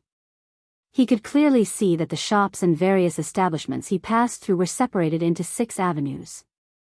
There was no doubt that these 6 represented the 6 peaks. It seemed that there was a lot of tension in the underbelly of this organization. But this also bred a competitive fire that could fuel later generations. The question was, could this fire be turned off in the face of a common enemy? Or would Valiant Heart eat itself alive? This is Valiant Hall. Sale finally led the group to the core of the city. Before them, there was an ancient building that seemed to be the cross of a world center and Roman architecture. Lionel thought it was a shame that they didn't have pyramids considering their style of dress, but he doubted that anyone here would even understand what he was saying if he brought it up. He found it curious though. Though this large building had quirks that existed outside of what one would expect from Roman architecture, it was still eerily similar. Lionel wondered which came first. Was Earth influenced by outside powers? This is where you will register yourselves and become official warriors of Valiant Heart.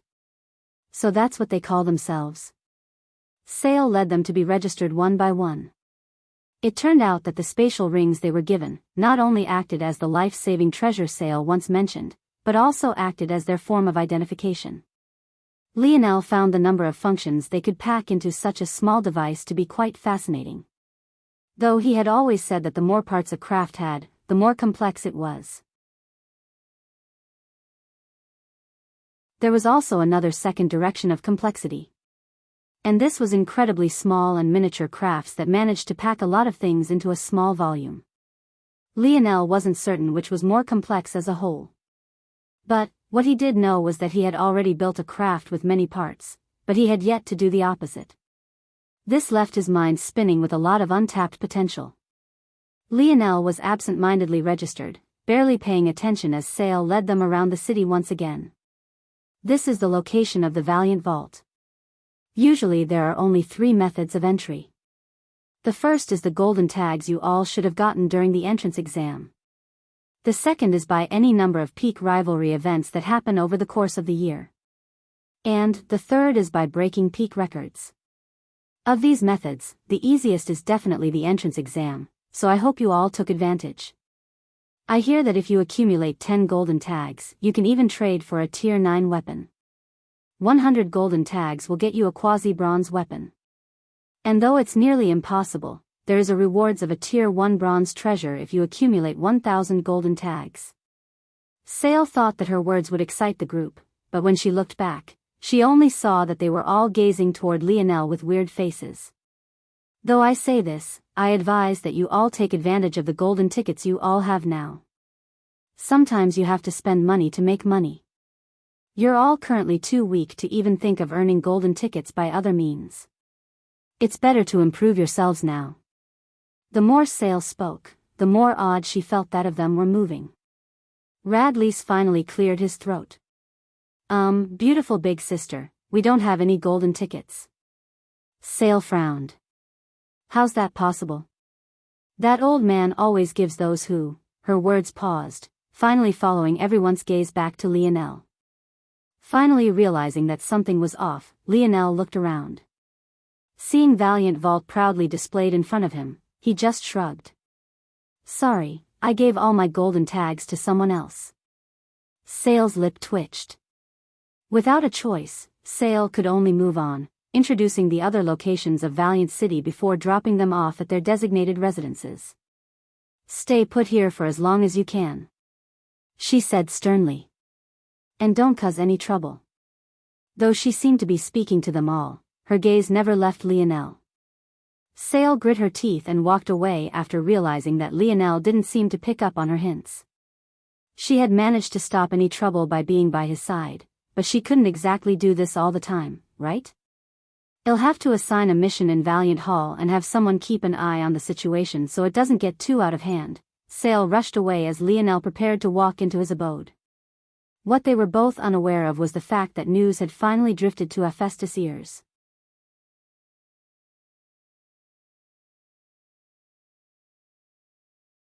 Chapter 6:14. Hephaestus sat on a meditation pillar that stood 5 meters tall. One leg dangled over the edge while he brought his other knee to his chest. His gaze peered over the ledge, gazing upon the few that had come to report matters to him. This seemingly ordinary pillar was actually one of the resources that youths of valiant heart pined over. Yet, Hephaestus was using it as a casual sitting stool, not even practicing force as one would expect. However, at this moment, the few beneath him didn't have the luxury of thinking about how wasteful their vice leader was being. Seeing that crooked smile that hung on Hephaestus' face, with their experience, they could tell that he was just a step away from blowing his lid. We tried our best to cut them down, vice leader. But, for some reason, no matter how hard we tried, we couldn't. There's some weird space distortion around the tree. As best as we can tell. If someone more powerful than us doesn't go, the words of the young man were cut off by Hephaestus' laughter. You want someone more powerful to go? Someone recognizable maybe? Somewhat of a genius that everyone has seen before? Hephaestus laughed even more. He felt as though he was getting out of character in just this past day. Oftentimes, humans fell into the trap of doing something they never would.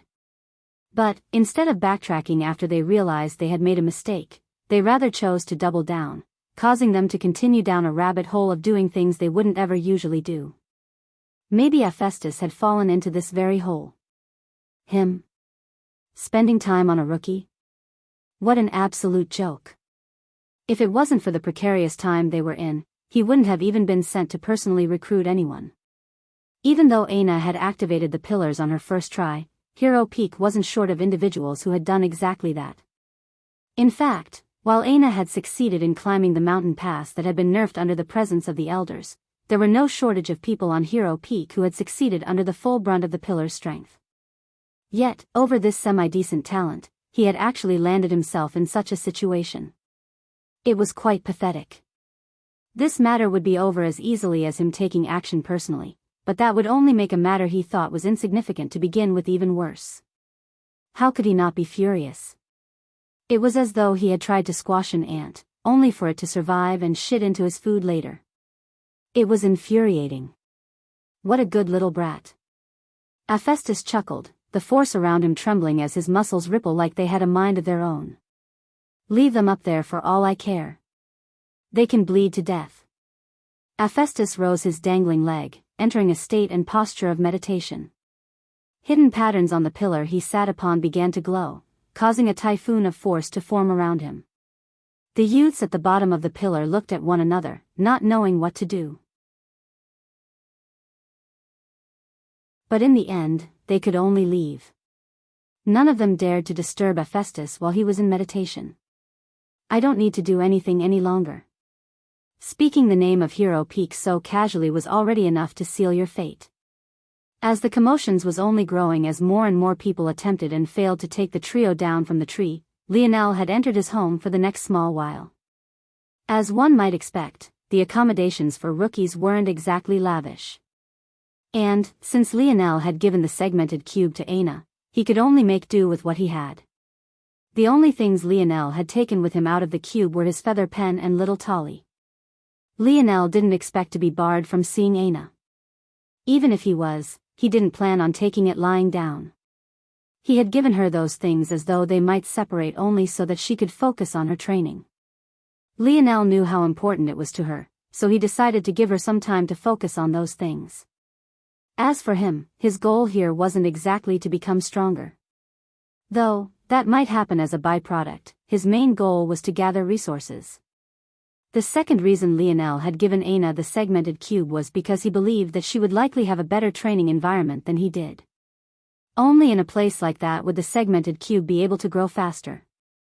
Resources, resources, resources. Lionel eyed his small bed and narrow window toward the outside. He hadn't gotten to experience college, but he felt like it wouldn't be much different from this at all. Though, his accommodations would have probably been better as a 5-star quarterback. I guess the first thing I should do is focus on healing myself. Lionel made a decision. He couldn't keep running around like this. It seemed like his worst injury were his cracked ribs, but the truth was that his burnt inner organs had something to say about that. He really hadn't expected that using his Scarlet Star Force would have such a drastic impact on him, but now he had to deal with the consequences. I've already tried to improve, Grand Heal, as best I can. But it definitely can't heal me and is nowhere near good enough to heal Coach. Maybe. Lionel took a deep breath. The last time he looked at the core of Merlin's trial world, he almost passed out. But, since then, he had crossed into the peak of the 4th dimension with his soul force. Maybe he stood more of a chance now. His only path forward seemed to be that complex world of force arts. Lionel began to cast numerous spells to lock down the defenses of his small room and shelter him from distractions from the outside. He had no idea the kind of surprise he was in for. And, even worse than that, he had no idea the kind of commotion his sudden disappearance would cause either.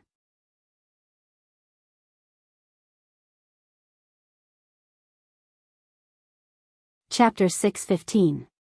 Lionel brought out a particular snow globe from his spatial ring, staring at its surface for a long while. He could immediately tell that something had changed about it, but he couldn't quite put his finger on exactly what it was. This particular snow globe had spent no small amount of time in the lab setting, sitting on a shelf. And, what Lionel didn't know was that it had undergone this change long ago, more than half a year ago, in fact. However, in his caution, Lionel had kept at arm's length from anything related to it, choosing instead to focus on other things. In the past, Lionel might have recklessly chosen to charge forth. But, learning a bit of caution, he brought out the only tool he could continuously rely on. A part of his mind felt that he relied on the dictionary a bit too much. At least for now, though, he didn't feel that this was worth harping on. Is it safe for me to observe this force art? After a while of being unsure of how to approach this matter despite the fact his instincts were screaming at him every which way, Lionel decided on the most logical question. Ping, replying to Seed, it is not completely safe. Lionel sighed. Once again with these overly straightforward answers. The more Lionel learned about crafting, though, the more he realized just what sort of feat it was for his father to create such a thing. If the dictionary had to be classified, Lionel was absolutely certain that it was beyond the silver grade. Lionel expecting more complex answers was akin to wishing this dictionary would birth intelligence of its own. But at that point, the dictionary wouldn't just be a treasure, it would likely be capable of being classified as its own form of life. Such a thing would be far beyond Lionel's scope of understanding and would likely be even beyond a gold-grade treasure. After thinking for a moment, Lionel settled on another question. What exactly is unsafe? Ping, the observation of force law arts requires a strong foundation of mental fortitude and computational ability. It is inadvisable to observe this force law art unless you have begun to reinforce your mind. Force law art? Lionel was intrigued. This was the first time he had heard this term. It had some familiar parts, but wasn't entirely so. Realizing this, Lionel pressed for more answers. Ping, a force law art is a category of force art that has no functional ability but rather lays the law for the function of derivative force arts. The definition was simple, but Lionel felt as though an explosion had gone off in his mind. If he understood this to mean what he thought this meant, it was a massive boon. Steadying his breathing, Lionel calmed himself.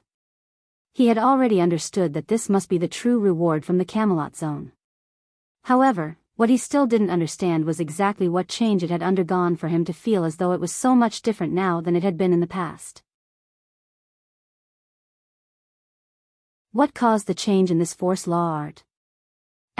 Ping asterisk. The force law art was incomplete until the mythological zone it was constructed from was perfectly cleared. It was then that Lionel finally understood. He had thought that the only reward for completing the Camelot zone and solving the love triangle was the evolution of Earth. But it turned out that he couldn't have been more wrong. What function did a force law art provide? When Lionel embarked on the journey of improving Camelot spells, he tried his best to deconstruct their force arts into their most simple form. By breaking them down and rebuilding them, he was able to somewhat better understand how spells were formed.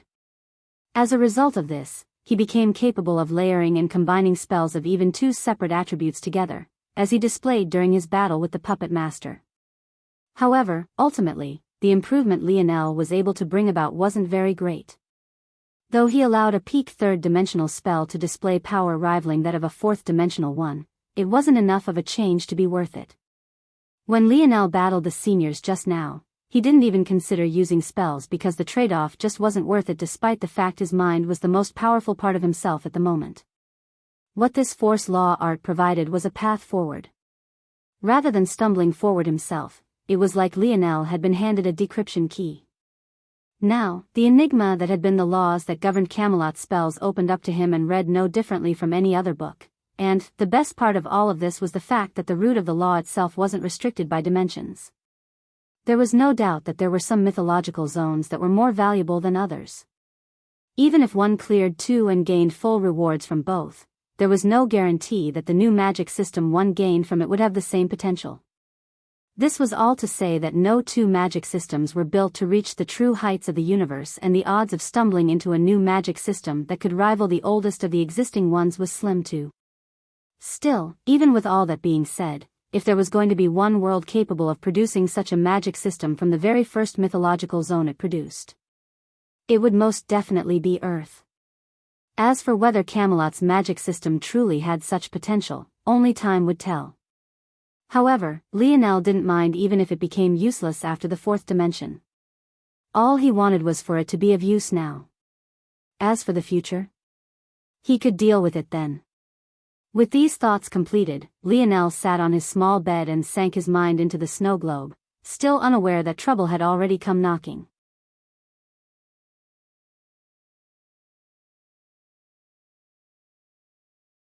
Chapter 6:16. Lionel immediately felt overwhelmed. In order to hide the existence of the force law art, a treasure Lionel was sure that even worlds would war over, he had chosen to keep it within the snow globe. But, he hadn't taken time to consider the disconnect his mind and body would feel in doing so.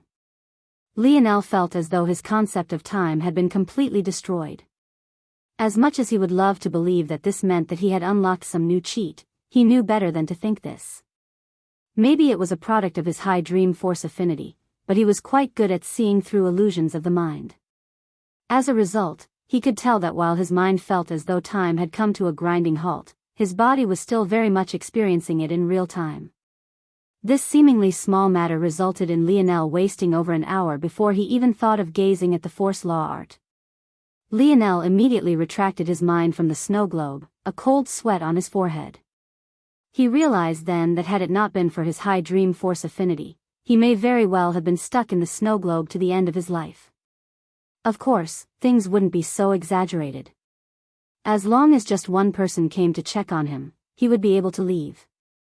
Well, as long as that person was determined enough to smash through the protections he had put up.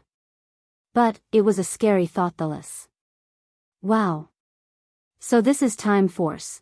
This was the first time Lionel had come across Time Force, and it was only now he truly understood how fearsome it was. Much like everything else in his segmented cube, he took the snow globes for granted. But the reality was that their value was impossibly great as well. If someone with Time Force affinity knew that Lionel had such things and in such large quantities, they'd likely be willing to give up whatever large amount of wealth they had for just one. Well, that or they'd go all out to kill him. Being able to have the opportunity to observe Time Force at work was rare. Yet, it seemed like Lionel could do so whenever he wanted. Lionel took a deep breath. This time, he steeled his mind and was prepared for the sudden change. The world within the snow globe was an expanse of white fog. At least, that was what it was normally when there was nothing to be stored within it. But now, there was a massive globe of floating golden symbols. It felt as though Lionel had stepped into the inner workings of a clock. Every shift in a rune or symbol here would cause a chain reaction that ricocheted throughout the whole Force Law art. Just standing there, Lionel found himself awed at its beauty. At that moment, Lionel felt a tiny prick on his finger. 20 minutes already. This time, Lionel had commanded little Tolly to give him a small prick in 20-minute intervals. He could hardly believe that even though he felt like he was on guard this time that he still managed to wash away so much time so easily. Still, there was a difference now. Lionel hadn't gotten lost due to some feeling of time dilation, but rather due to the beauty of the Force Law art. Maybe only he would be able to say that such a complex system was beautiful, but this was truly how Lionel saw it. If he could one day create a craft so perfect, just what level would it be at? So that's why Camelot uses spiritual wood as a medium. Ugh, spiritual wood is such a terrible name. Let's call it Mage Wood. Wait, no, that's even worse. Let's throw out the wood part entirely, it ruins everything. Lionel settled on the name spiritual medium. Because, even after just 20 minutes of study, Lionel realized that this so-called spiritual medium didn't have to be wood at all. The basic principle of Camelot's spells was amplification. When Lionel was first learning light elemental mage arts, he was stunned by how simple they were. But, what he soon found out afterward was that the simple layered on itself to form more and more complex spell structures. The amplification of this layering was where the strength of powerful spells came from. A spiritual medium took advantage of this foundational law of Camelot's mage arts. During the conjuring of a spell, it amplified each one of the individual basic parts, thus making the whole more powerful. Lionel realized right then that if he really wanted to heal his coach, maybe reforming a new healing spell wasn't necessary. If he could just find an excellent spiritual medium, his strength could increase by 10 times without even learning a single new spell. As for what could be used as a spiritual medium, Lionel realized that anything with high soul force compatibility could work. The reason the trees Camelot formed their wands out of worked so well was because they were a special breed capable of purifying regular force. This made them good outlets for soul force, which was essentially just that. I don't have any spiritual mediums powerful enough, and I also don't want to carry around a wand. Maybe it was the teenage angst in him, but Lionel had no intention of running around like Gandalf. From what Lionel could tell, the wand format was just a product of circumstance. Wood wasn't exactly the easiest material to work with, and restricting the spiritual tree too much would cause it to lose its functions. But, if Lionel picked a better spiritual medium, then he could mold it into anything he liked. Lionel nodded to himself. But for now, he didn't act on this thought. The spiritual medium he needed would have to be high grade within the 4th dimension. Getting such a resource from this place would require strength. And that once again brought him back to a need to heal himself. Lionel turned his attention back to the massive inner workings of the Force Law art again. Just 20 minutes got him such a breakthrough. Though it seemed meaningless and quite tiny, one needed to consider how long it must have taken Camelot to realize the benefits of a spiritual medium. There were many discoveries throughout history that seemed trivial. Until they suddenly weren't. Outside of Lionel's dorm room-like accommodations, the commotion was only growing. A youth stood amidst many. His face was flushed red from exertion and his mouth opened so wide one could fit 2 fists into it. He looked somewhat comical, but the booming voice that came out as a result had already been shaking the freshman houses for several hours already. Coward of the freshman class, come seek your punishment. All around this roaring youth, there was a group of what seemed to be 6. But considering the emblem on their neckwear, everyone knew that they were from Hero Peak. It seems that coward isn't enough of an insult for him. Start with Plan B. One of the youths said plainly.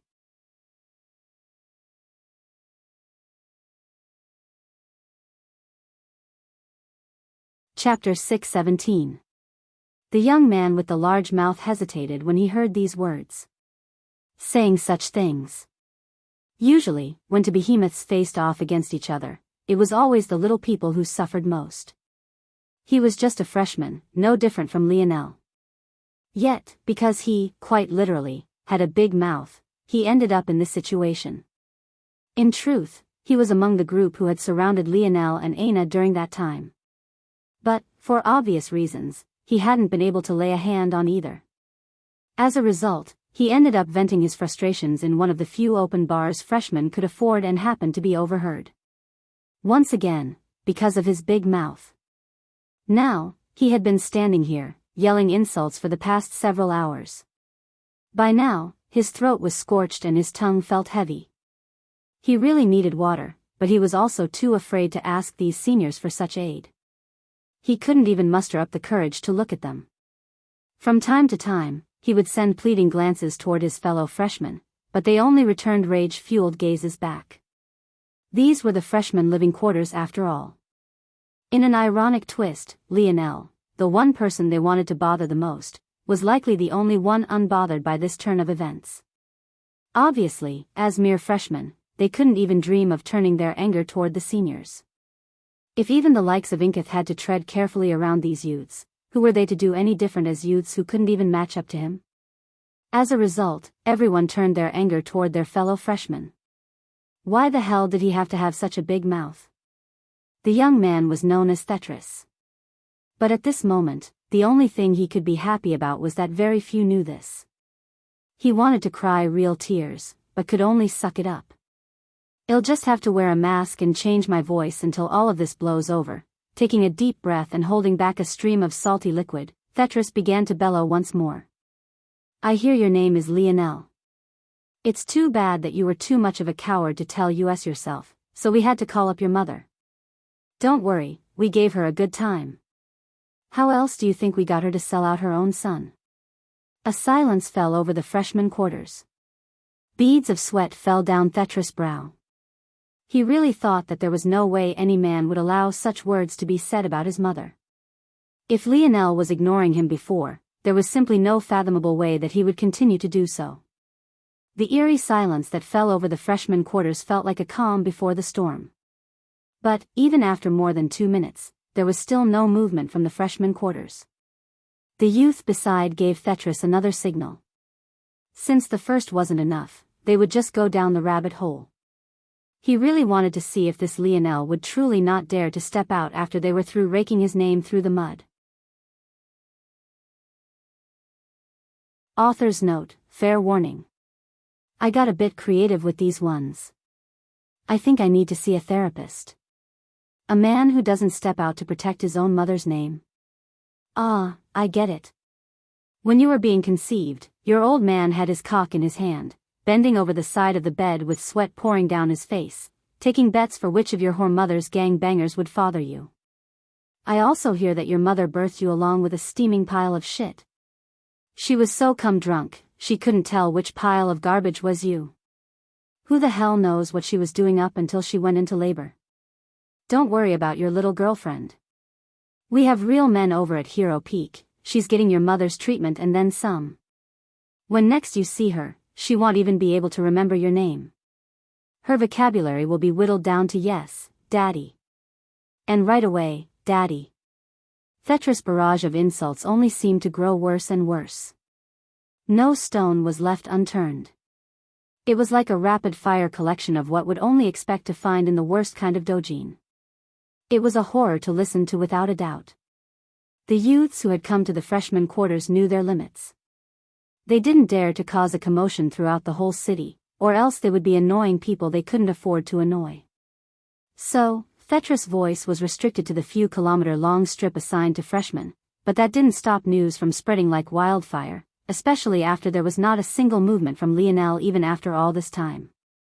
On a building a distance away, a youth wearing the emblem of Valiant Halls sat, looking on with a half-bored, half-amused expression.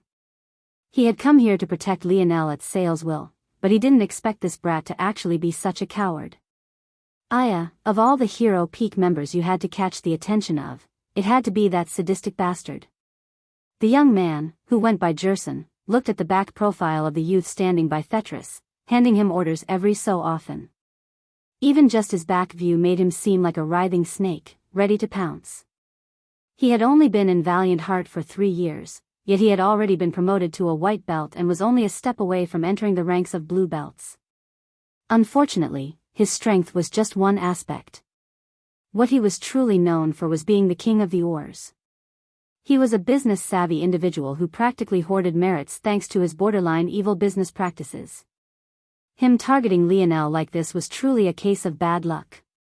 It seemed that this king of oars, Sarioth, was using Lionel as a stepping stone to ease his promotion to blue belt. TCH. Bad luck indeed. But, what does this have to do with me? Jerson leaned back on the rooftop, half closing his eyes.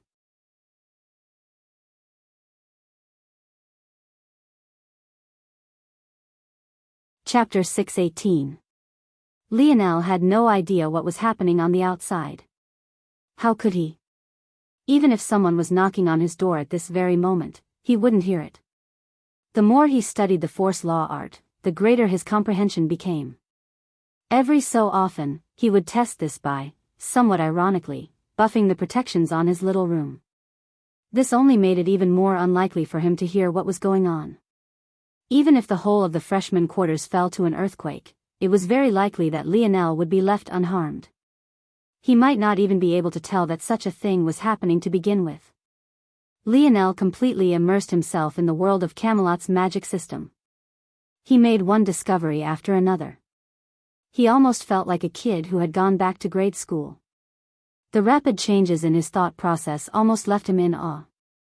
He realized then that he was actually forming a way of thought. All throughout one's formative years, maybe what was most important wasn't what you learned, but how you learned it. What was more important than how much you knew, was the way you had come to understand it all. Unfortunately, too often, methods of thought were extremely high-level classes left to youths who had already had their minds molded. By then, it was often too late to change much of anything. But at this moment, Lionel felt that he was in a unique position. Not only was he aware of the importance of this method of thought, but he was also simultaneously in the position of a youth learning everything for the first time. He immediately realized that this was yet another opportunity.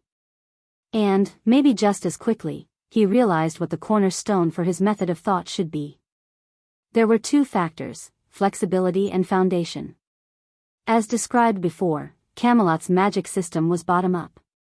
Rather than constructing new spells for every use case, what it instead did was build upon existing spells to create new, more powerful and more useful ones. One might wonder how this might be different from other magic systems. Well, one could take, for example, Lionel's Morales family's metal synergy lineage factor. This alone could be constituted as its own magic system, this one reliant on the absorption of metals. One could build an entire civilization on this concept alone. These 2 magic systems were similar in that they both relied on setting strong foundations. Lionel could build new affinities for himself, but he had to start from the bottom and work his way up. In this way, the 2 were very similar. However, where they differed was in their flexibility. The foundational pieces of Camelot's magic system could be easily swapped and weren't as rigid as the Morales family's. If Lionel started building a space affinity for himself, he couldn't just discard it for the sake of a time affinity. In Camelot's system, though, if Lionel began to build his way toward an extremely powerful fire mage art, swapping out its foundational pieces would be as easy as thinking it. One might think that this wasn't a fair comparison. After all, one was a mage art that could be deployed and retrieved at will while the latter was a body cultivation art that was in perpetual action. But, Lionel felt that this was an improper way to think about it, especially the more he studied Camelot's magic system.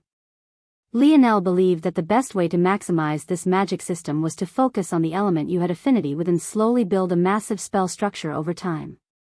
This spell structure would combine all the lowest level spells you had the highest compatibility with to form the strongest mage art you could cast. If one looked at it this way, with the spell being a lifelong partner that could be refined over several decades, to centuries, to even millennia. Then was it really so different? Lionel believed that if given enough time, Camelot would have eventually stumbled onto this truth as well. They already had the foundation, and this was obviously the most logical next step. Yes.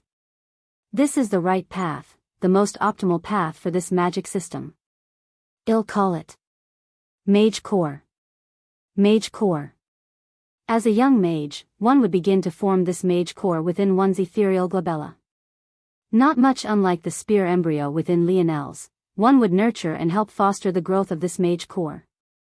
One would begin with the lowest level basic spells and build upward, eventually constructing an ultimate spell unique to yourself. This was the basic idea Lionel settled upon after the second hour concluded.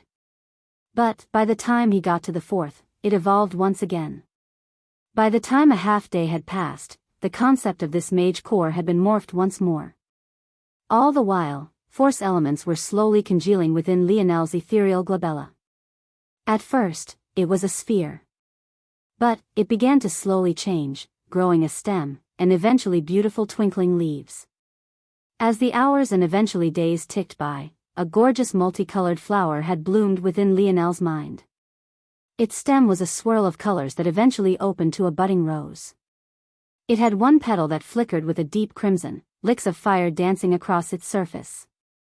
It had another petal that seemed white on first inspection, but had a delicate blue hue to it. It twinkled like the finest stars in the sky.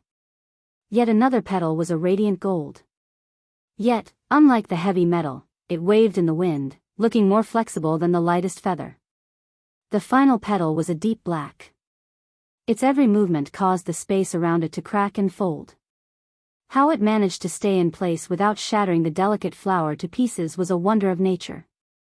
Lionel felt that calling this a mage core was no longer appropriate. However, he chose to stick with it, not knowing how this budding flower might choose to change in the future. On that day, almost half a month after he first entered meditation, Lionel expelled a long breath and opened his eyes. At that moment, a swirl of force shot toward him, inadvertently shattering his protections. A massive cyclone formed overhead, throwing the freshman quarters into another upheaval. Lionel's mage core rose within his ethereal glabella, finding a home amidst his 3 rotating stars.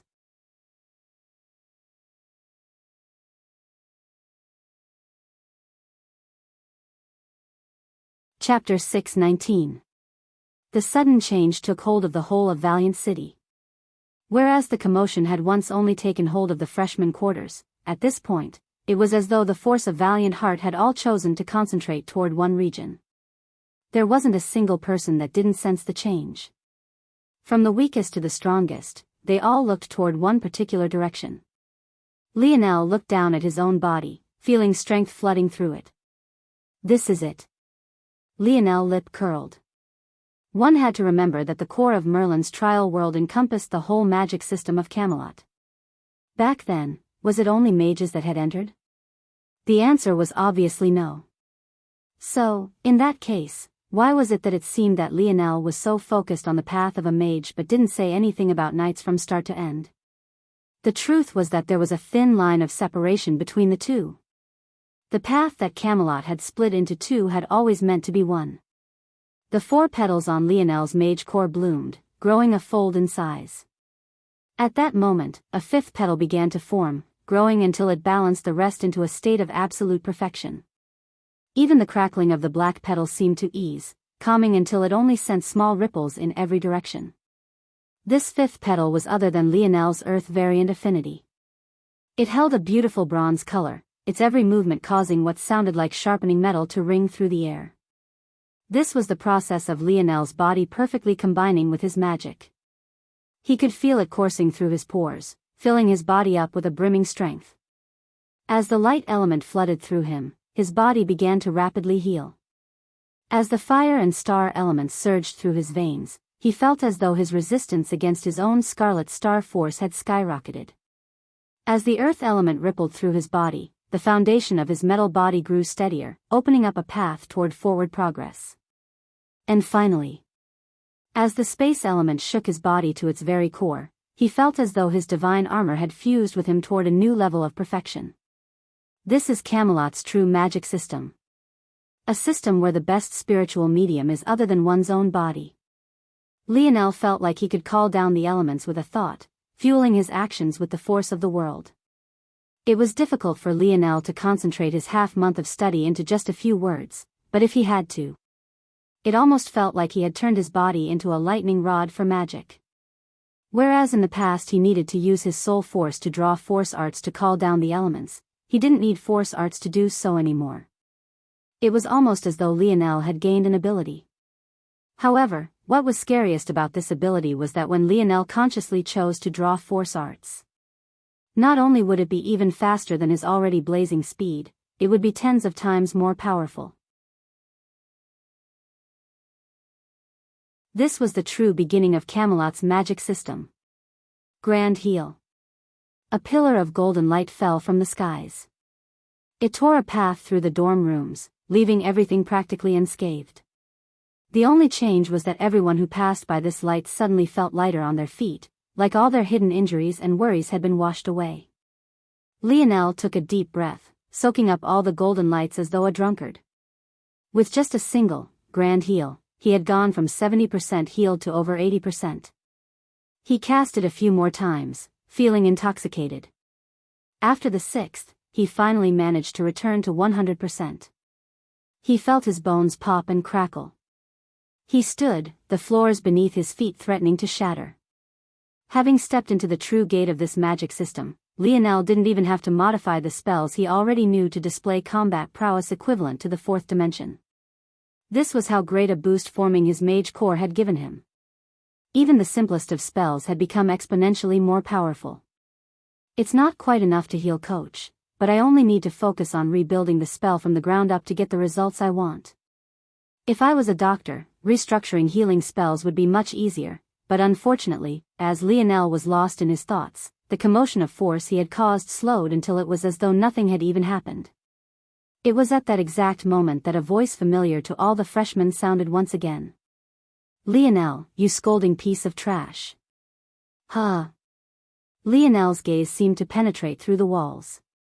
He didn't like having his thoughts interrupted, and he would have already put up another silencing array had it not been for the fact he just heard his own name. "I heard your mother picked your last name out of a hat.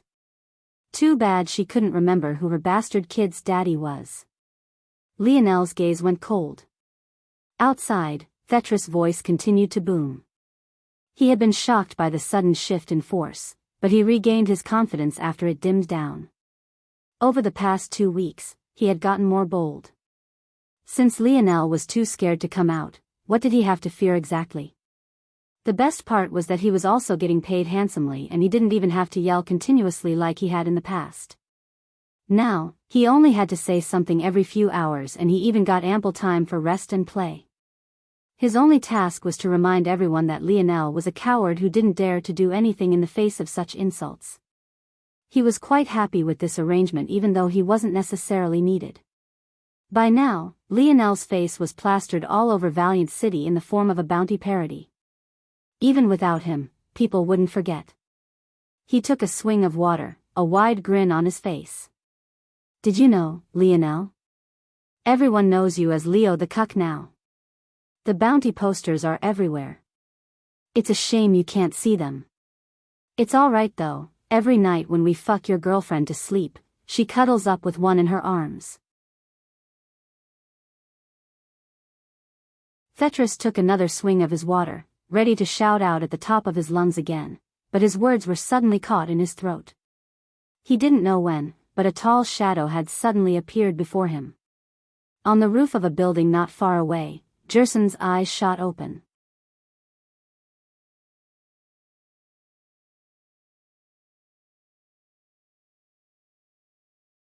Chapter 620. Lionel looked down toward Thetris, whose mouth hung half open. The latter was so stunned by the sudden change that the swig of water he had just taken drizzled out from his mouth, falling down his chin and drenching his shirt completely.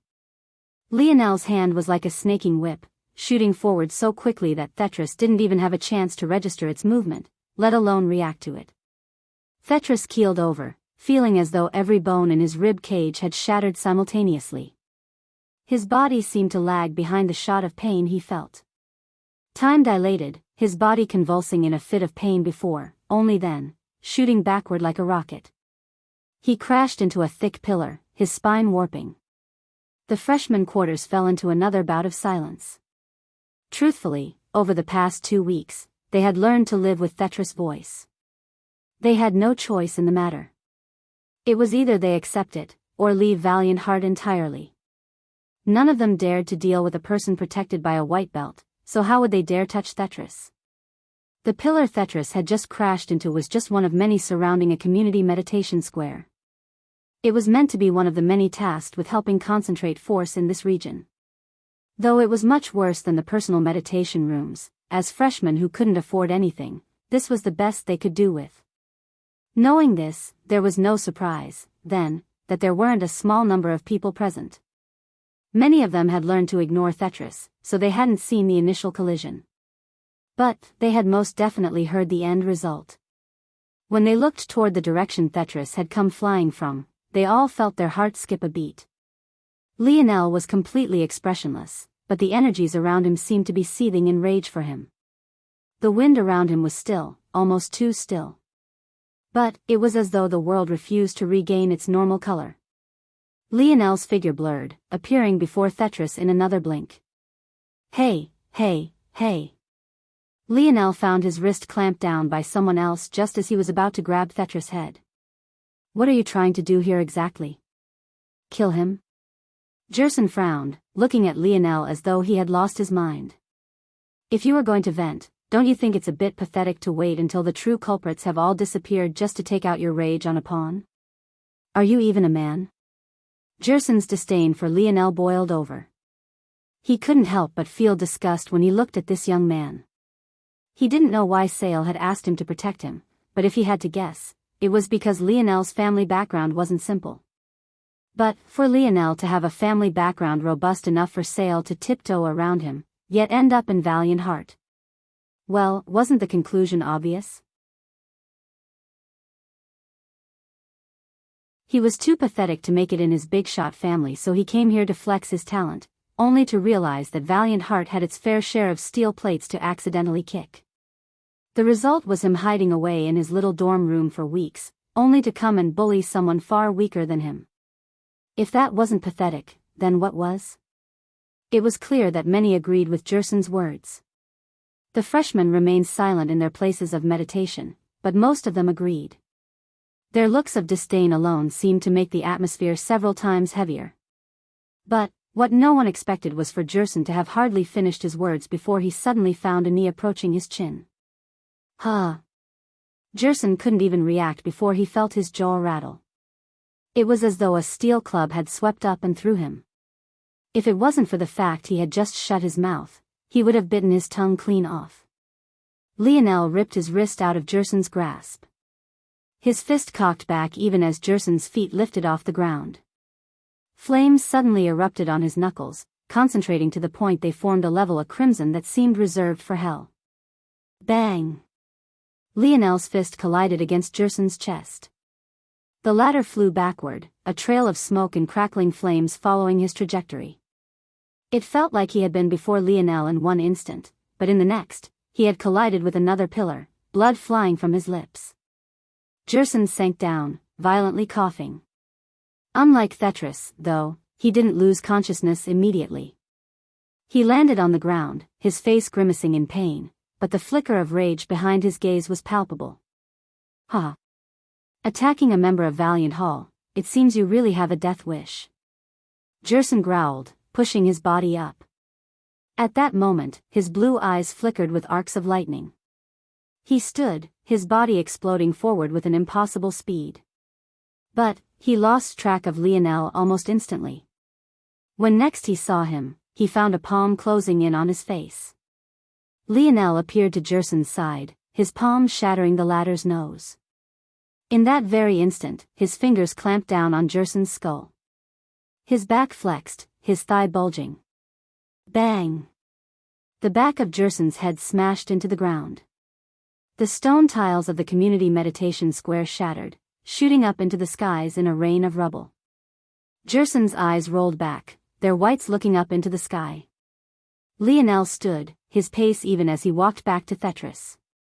It was as though he had never fought Jerson to begin with, as though he never truly took the latter seriously. Just like that, in the blink of an eye, a promising youth of Valiant Hall, a genius who had already gotten promoted to a white belt, was defeated. Lionel kneeled by Thetra's side, picking up the latter by his hair to force their eyes level.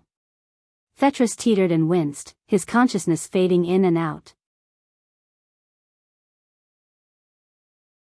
He wanted nothing more than to collapse and forget the pain his body was in, but the more Lionel moved him around, the less of a chance he had at this dream of his. Start speaking, or else I'm going to pin your headless corpse to this pillar.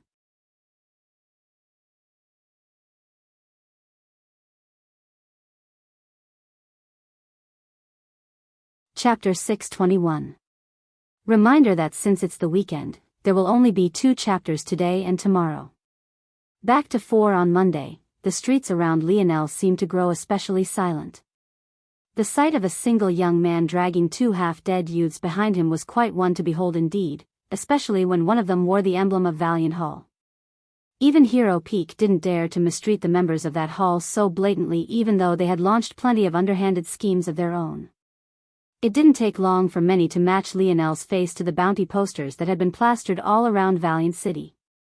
Though the most promising youths of Valiant Heart usually spent most of their time in their peaks, making use of training rooms, the city was almost always filled by the lesser-than characters of the organization.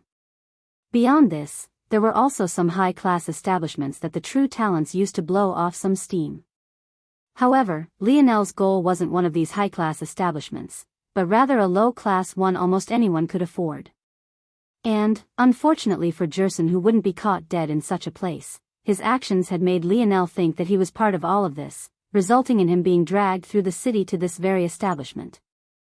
Lionel's foot blasted through the doors of the low-class bar. One would think that he had to rely on his strength to do so, but he was certain that even if he was still a normal human, he would have been able to accomplish the same feat just as easily. The doors of the bar hung loosely from their hinges, barely holding on even before Lionel's actions. Now, however, they found themselves flying out, finally free from their rotting wooden frames. If the inside of the bar had to be described in just a single word, it would be stale. It had dingy yellow lights, a musty smell, and brimmed with testosterone. It was almost as though a woman had never set foot into this place, and if they had, it definitely hadn't been with pure intentions. This was apparently the bar that Thetra had been overheard in, and was also the place the so-called King of Ors had recruited him from. Hey! What do you think you're doing? The immediate response to Lionel's actions was hostility. Most of the businesses run in Valiant City were owned by youths. As one might expect, the competition over land and their rights was quite stiff. Even for a dilapidated place like this, there was no doubt that there was a genius behind it somewhere. Attacking a place like this was no different from slapping the face of a senior. So, it was no wonder the reaction, despite the perpetual rowdiness of the place, was still so exaggerated. The bartender immediately jumped to action. Even in the dim lights, the white belt wrapped around his waist was clear for all to see. It didn't take Lionel more than a single glance to tell that he was Tier 5 in strength. Not only was he Tier 5, but compared to the Tier 4s Lionel had originally defeated when he first stepped foot in this city, he was exponentially more powerful. However, even as he jumped over the counter, planting a single palm down as an anchor, Lionel only spoke a single sentence that stopped him in his tracks. You're free to keep attacking, but in return I'll burn this whole place to the ground. Flickering flames danced across Lionel's skin. He looked no different from a flaming human, prepared to blast the small bar to smithereens. The bartender paused, his brow furrowing into a frown. He scanned Lionel up and down, eventually landing on the 2 he dragged by their hair. His pupils constricted when he recognized Jerson. White belt might have been the line of demarcation between freshmen and seniors, but there were obviously lines of division between them. Usually, this was decided by time taken. The bartender had taken 3 years to promote to white belt. But, all geniuses like Jerson took less than a single year. The fact that Jerson was in such a state made the bartender realize that he should be thanking Lionel, or else he would have ended up in the same state. He gulped, his body tensing. Even though the owner of this bar wouldn't have to fear Lionel, by the time he got here for revenge, wouldn't he have already suffered the worst? Considering how little that senior cared about this place, why would he care about a small-time bartender? Why have you come? The bartender spoke, trying to maintain his calm. 2 weeks ago. Lionel said plainly. There was a senior who came here to recruit him. Lionel threw Tetris forward without a care for his injuries. Who is that senior and where is he? Lionel seemed to be asking a question, but his demeanor was so bitingly cold and his words so demanding that it almost felt like a statement. The bartender didn't even feel like not answering was an option. Sending a scared glance toward Tetris, a stream of memories immediately flooded the bartender's mind. But, when he realized the kind of information Lionel wanted, he froze. A cold sweat began to pour down his forehead, his fingers beginning to tremble. On one side, there was the youth right in front of him, clearly uncaring about humiliating the senior who owned this bar. He was a madman and clearly nothing like the coward the Leo the Cuck posters painted him out to be. But, on the other side, there was the King of Wars, a vicious man known as a snake by many. The kind of poisonous existence who had done any and everything to claim the wealth he had now. Not answering the question would cause this demon incarnate to come down on him. But, while answering it would save his life for now, what would happen when the matters of today returned to the ears of the King of Wars? It's just a simple math equation, don't you think? Like the voice of a reaper, Lionel's voice drifted into the bartender's ears. If you do answer, you'll anger just one man. But, if you don't, it'll burn down this bar and beat you half dead. That way, you'll enrage both me and your boss, while eventually telling me what I want to know anyway. So, what do you choose?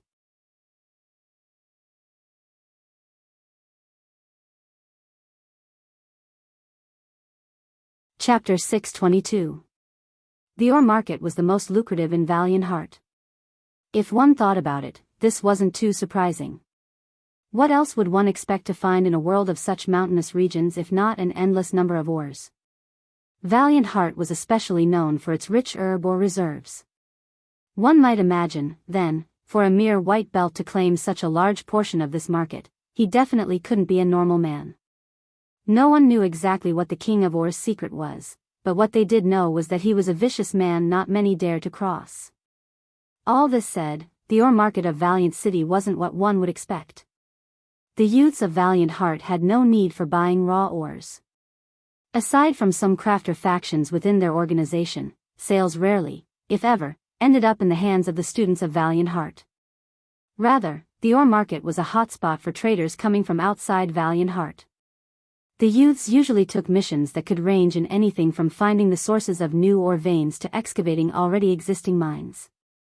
Usually, these youths would be under the wing of factions who laid claim to these ores for themselves. These ore factions designated youths with unique abilities to find new ore sources while deploying their stronger members toward guarding the veins they claimed.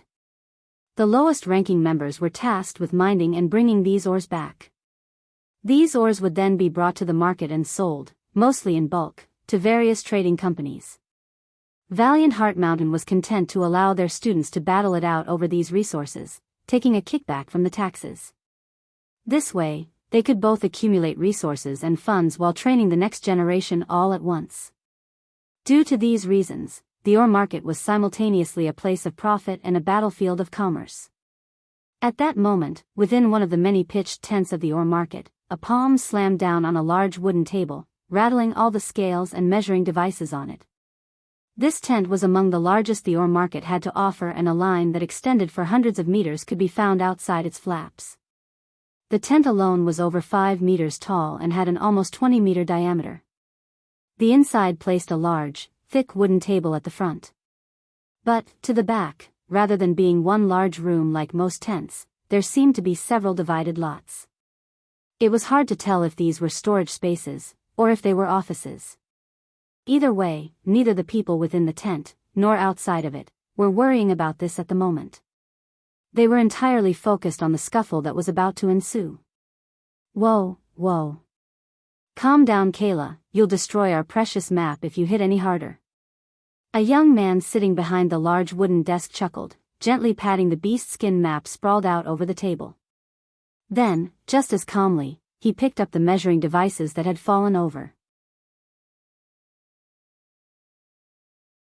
Kayla, a young woman who stood over the desk fuming, only became more infuriated when she heard these words. Why is the price so high? It's 50% up from just half a year ago.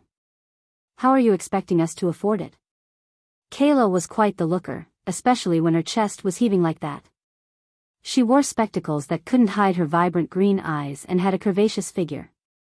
She was definitely the subject of admiration for many male students. Unfortunately, she spent much of her time locked away in a lab. Even if one wanted to court her, it was near impossible. Even now, she wore what looked like a lab coat over her uniform, partially hiding what was definitely a sight that would be even more enticing. The young man picked at his ears. We set the price, you buy. If you don't want to buy, then don't. Kayla grit her teeth, her rage palpable. If it wasn't for the special gloves she seemed to be wearing, her nails might have already drawn blood from her palms. Does Saria think that just because he promoted to blue belt that he can do whatever he wants now? The young man smiled slyly. Yet, despite the fact he didn't give a verbal response, his entire demeanor seemed to scream, yeah? And what are you going to do about it? I'll remember this well, Nigmir. Your King of Or's faction can forget about buying any crafts from my polished glass faction. The young man was stunned for a moment before he began to laugh uproariously. He laughed so hard that one would have thought that he had just heard the funniest joke in the world. He wheezed, only managing to calm himself after taking a large gulp of water. Almost immediately afterward, in striking contrast, his expression became bitingly cold. Do you see how many people are outside waiting to trade with us? Nigmir all but growled these words out. Your pitiful faction only comes here twice a year, so you have no idea that the prices have been like this for over a week already. Yet, do you see any of them running away from it? You think you can use your weak trash of a crafting faction to pressure us? What is the best weapon you can even provide at your best? Tier 4. If I trade enough ores, I can lay hands on enough Tier 7 treasures to outfit every captain of the King of Or's faction. Who the hell do you think you are? Kayla glared back, matching Nigmir's gaze. At that moment, a hair scrunchie that kept her hair in a ponytail seemed to come alive, dancing with flames. But in the end, she chose not to attack. She turned away, fury lighting her gaze. Oh, Anne. Since you seem to like pressuring people, how about this? You can forget about buying ores from our market, period. Anyone who trades with you will now be an enemy of King of Or's faction. Nigmir's voice boomed, spreading across the whole Or market, drifting to the ears of everyone. Kayla's fists gripped tighter, her shoulders trembling slightly. But, she didn't turn back as she continued to walk away. It was at that moment that a sudden commotion sounded from the outside of the tent. Stop. Can't you see there's a line here? Scram before I help you roll out of here. The only response was a muffled groan and a figure flying into the fragile fabric of the large tent, ripping another large hole open aside from its entrance. The entirety of the ore market fell into chaos.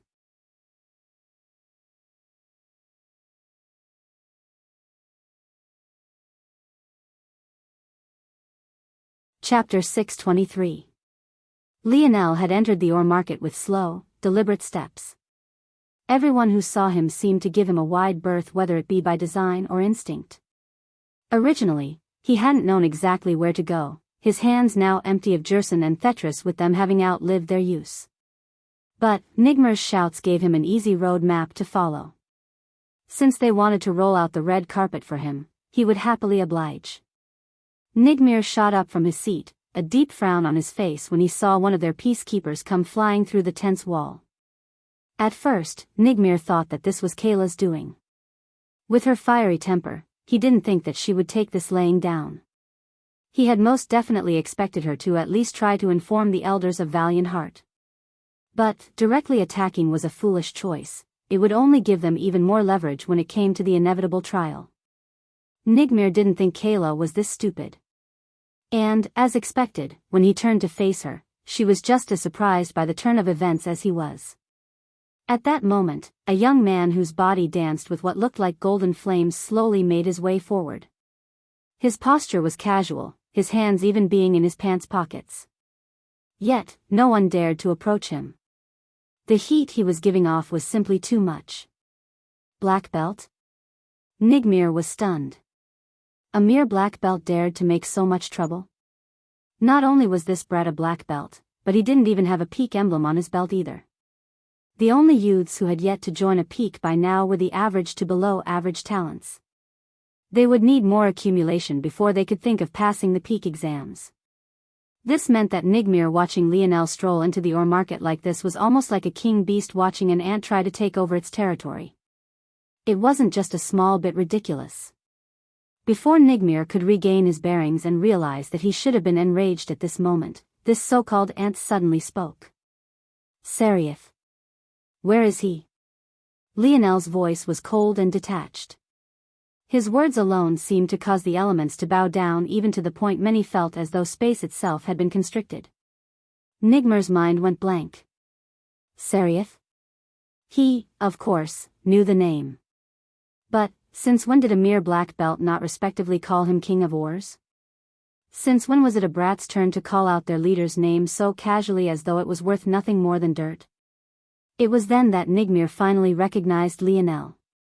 They had taken some liberties with the Leo the Cuck posters, almost making Lionel look like a caricature of his own self while making it recognizable enough to pick him out on the streets.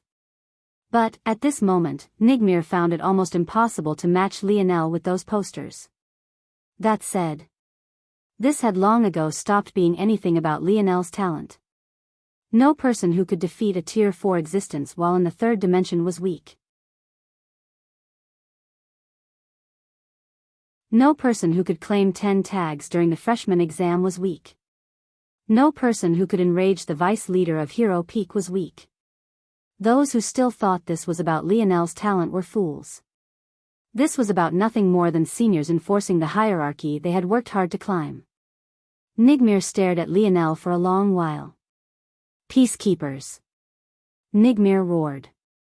At that moment, the sound of shuffling feet surrounded the massive tent. Everyone knew that the ore market was nothing more than a hidden battleground. Though it had been a long time since anyone deemed to test the King of Ore's faction, that didn't mean they weren't prepared at all times. Amidst the peacekeepers, a young man with teeth as sharp and jagged as a shark's burst into laughter. Nigmir. Your prestige seems to have taken a hit. You can't control a black belt on your own and even had to call for help? Don't blame him too much, Cormus. His senses have gotten dull after doing nothing but counting money all day. The peacekeepers erupted into laughter together. Their two leaders, Cormus, the jagged-toothed young man, and Ardren, a young woman carrying a massive great sword, bantering back and forth. Kayla frowned at this sudden change of events. Though Cormus and Ardren only seemed to be joking, their underlying point still stood. It didn't make sense for the King of Ore's faction to bring out so much firepower to deal with one young man. It was as though they wanted to end this swiftly and strongly, displaying their dominance to the utmost degree. But the question was, why? Who was this boy? Since when did King of Ores care about a mere black belt so much? Unfortunately for Kayla, who spent 99% of her time in the lab, she was completely unaware of the viral Leo the Cuck phenomena. And she was equally unaware of how much of an uproar Lionel's actions today had already caused. This is not good. Kayla snapped out of her thoughts, suddenly realizing the severity of the situation. If King of Ores wanted to make an example of Lionel, even if they didn't kill him, beating him half to death would at most get them a light punishment, especially since Lionel was seen as the aggressor in this case. To make matters worse, even though King of Ores was all constructed of youths who had joined at the same time as Seraph, no more than 5 years ago, each and every one had become a white belt within 2 years, and the most elite of them would at most need another half year before becoming blue belts. If the elite of the sophomore class had to be picked out, it would most definitely be them. And now, they had all turned their weapons toward this one boy. Yet, when Kayla laid eyes on Lionel, she suddenly felt frozen in time. He stood there in silence, his hands in his pockets and his expression emotionless. Every so often, his eyes would flicker with a wild shade of violet red, only to return to their original pale green as though the change had never occurred to begin with. The wind was oddly still around him, the pumping of his heart even slowing to a crawl. Bang! Land in a 10-meter radius around Lionel instantly sunk down by a quarter-inch. You're tuning in to the Biyao's Wuxia Chronicles YouTube channel. Don't forget to subscribe and join us on this journey to catch the most captivating stories.